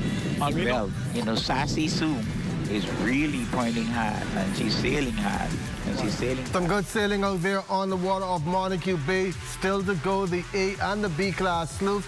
But due to programming, we're going to have to cut our broadcast today. Once again, the games will end at 4 o'clock this afternoon due to the big celebration on Clifford Park later on this evening. But if you want to continue watching baseball and sailing later, make sure to tune to channel 230 for all your Bahama games baseball going on right now with Ricardo Lightborn and Romiko Knows. And that's going to do it. I want to thank the crew out there working hard, the crew in the studio working hard, and I want to thank you, the general public, for watching the best in the Bahamas games coverage. Thanks for watching. We'll be back on the air tomorrow morning at 9 o'clock.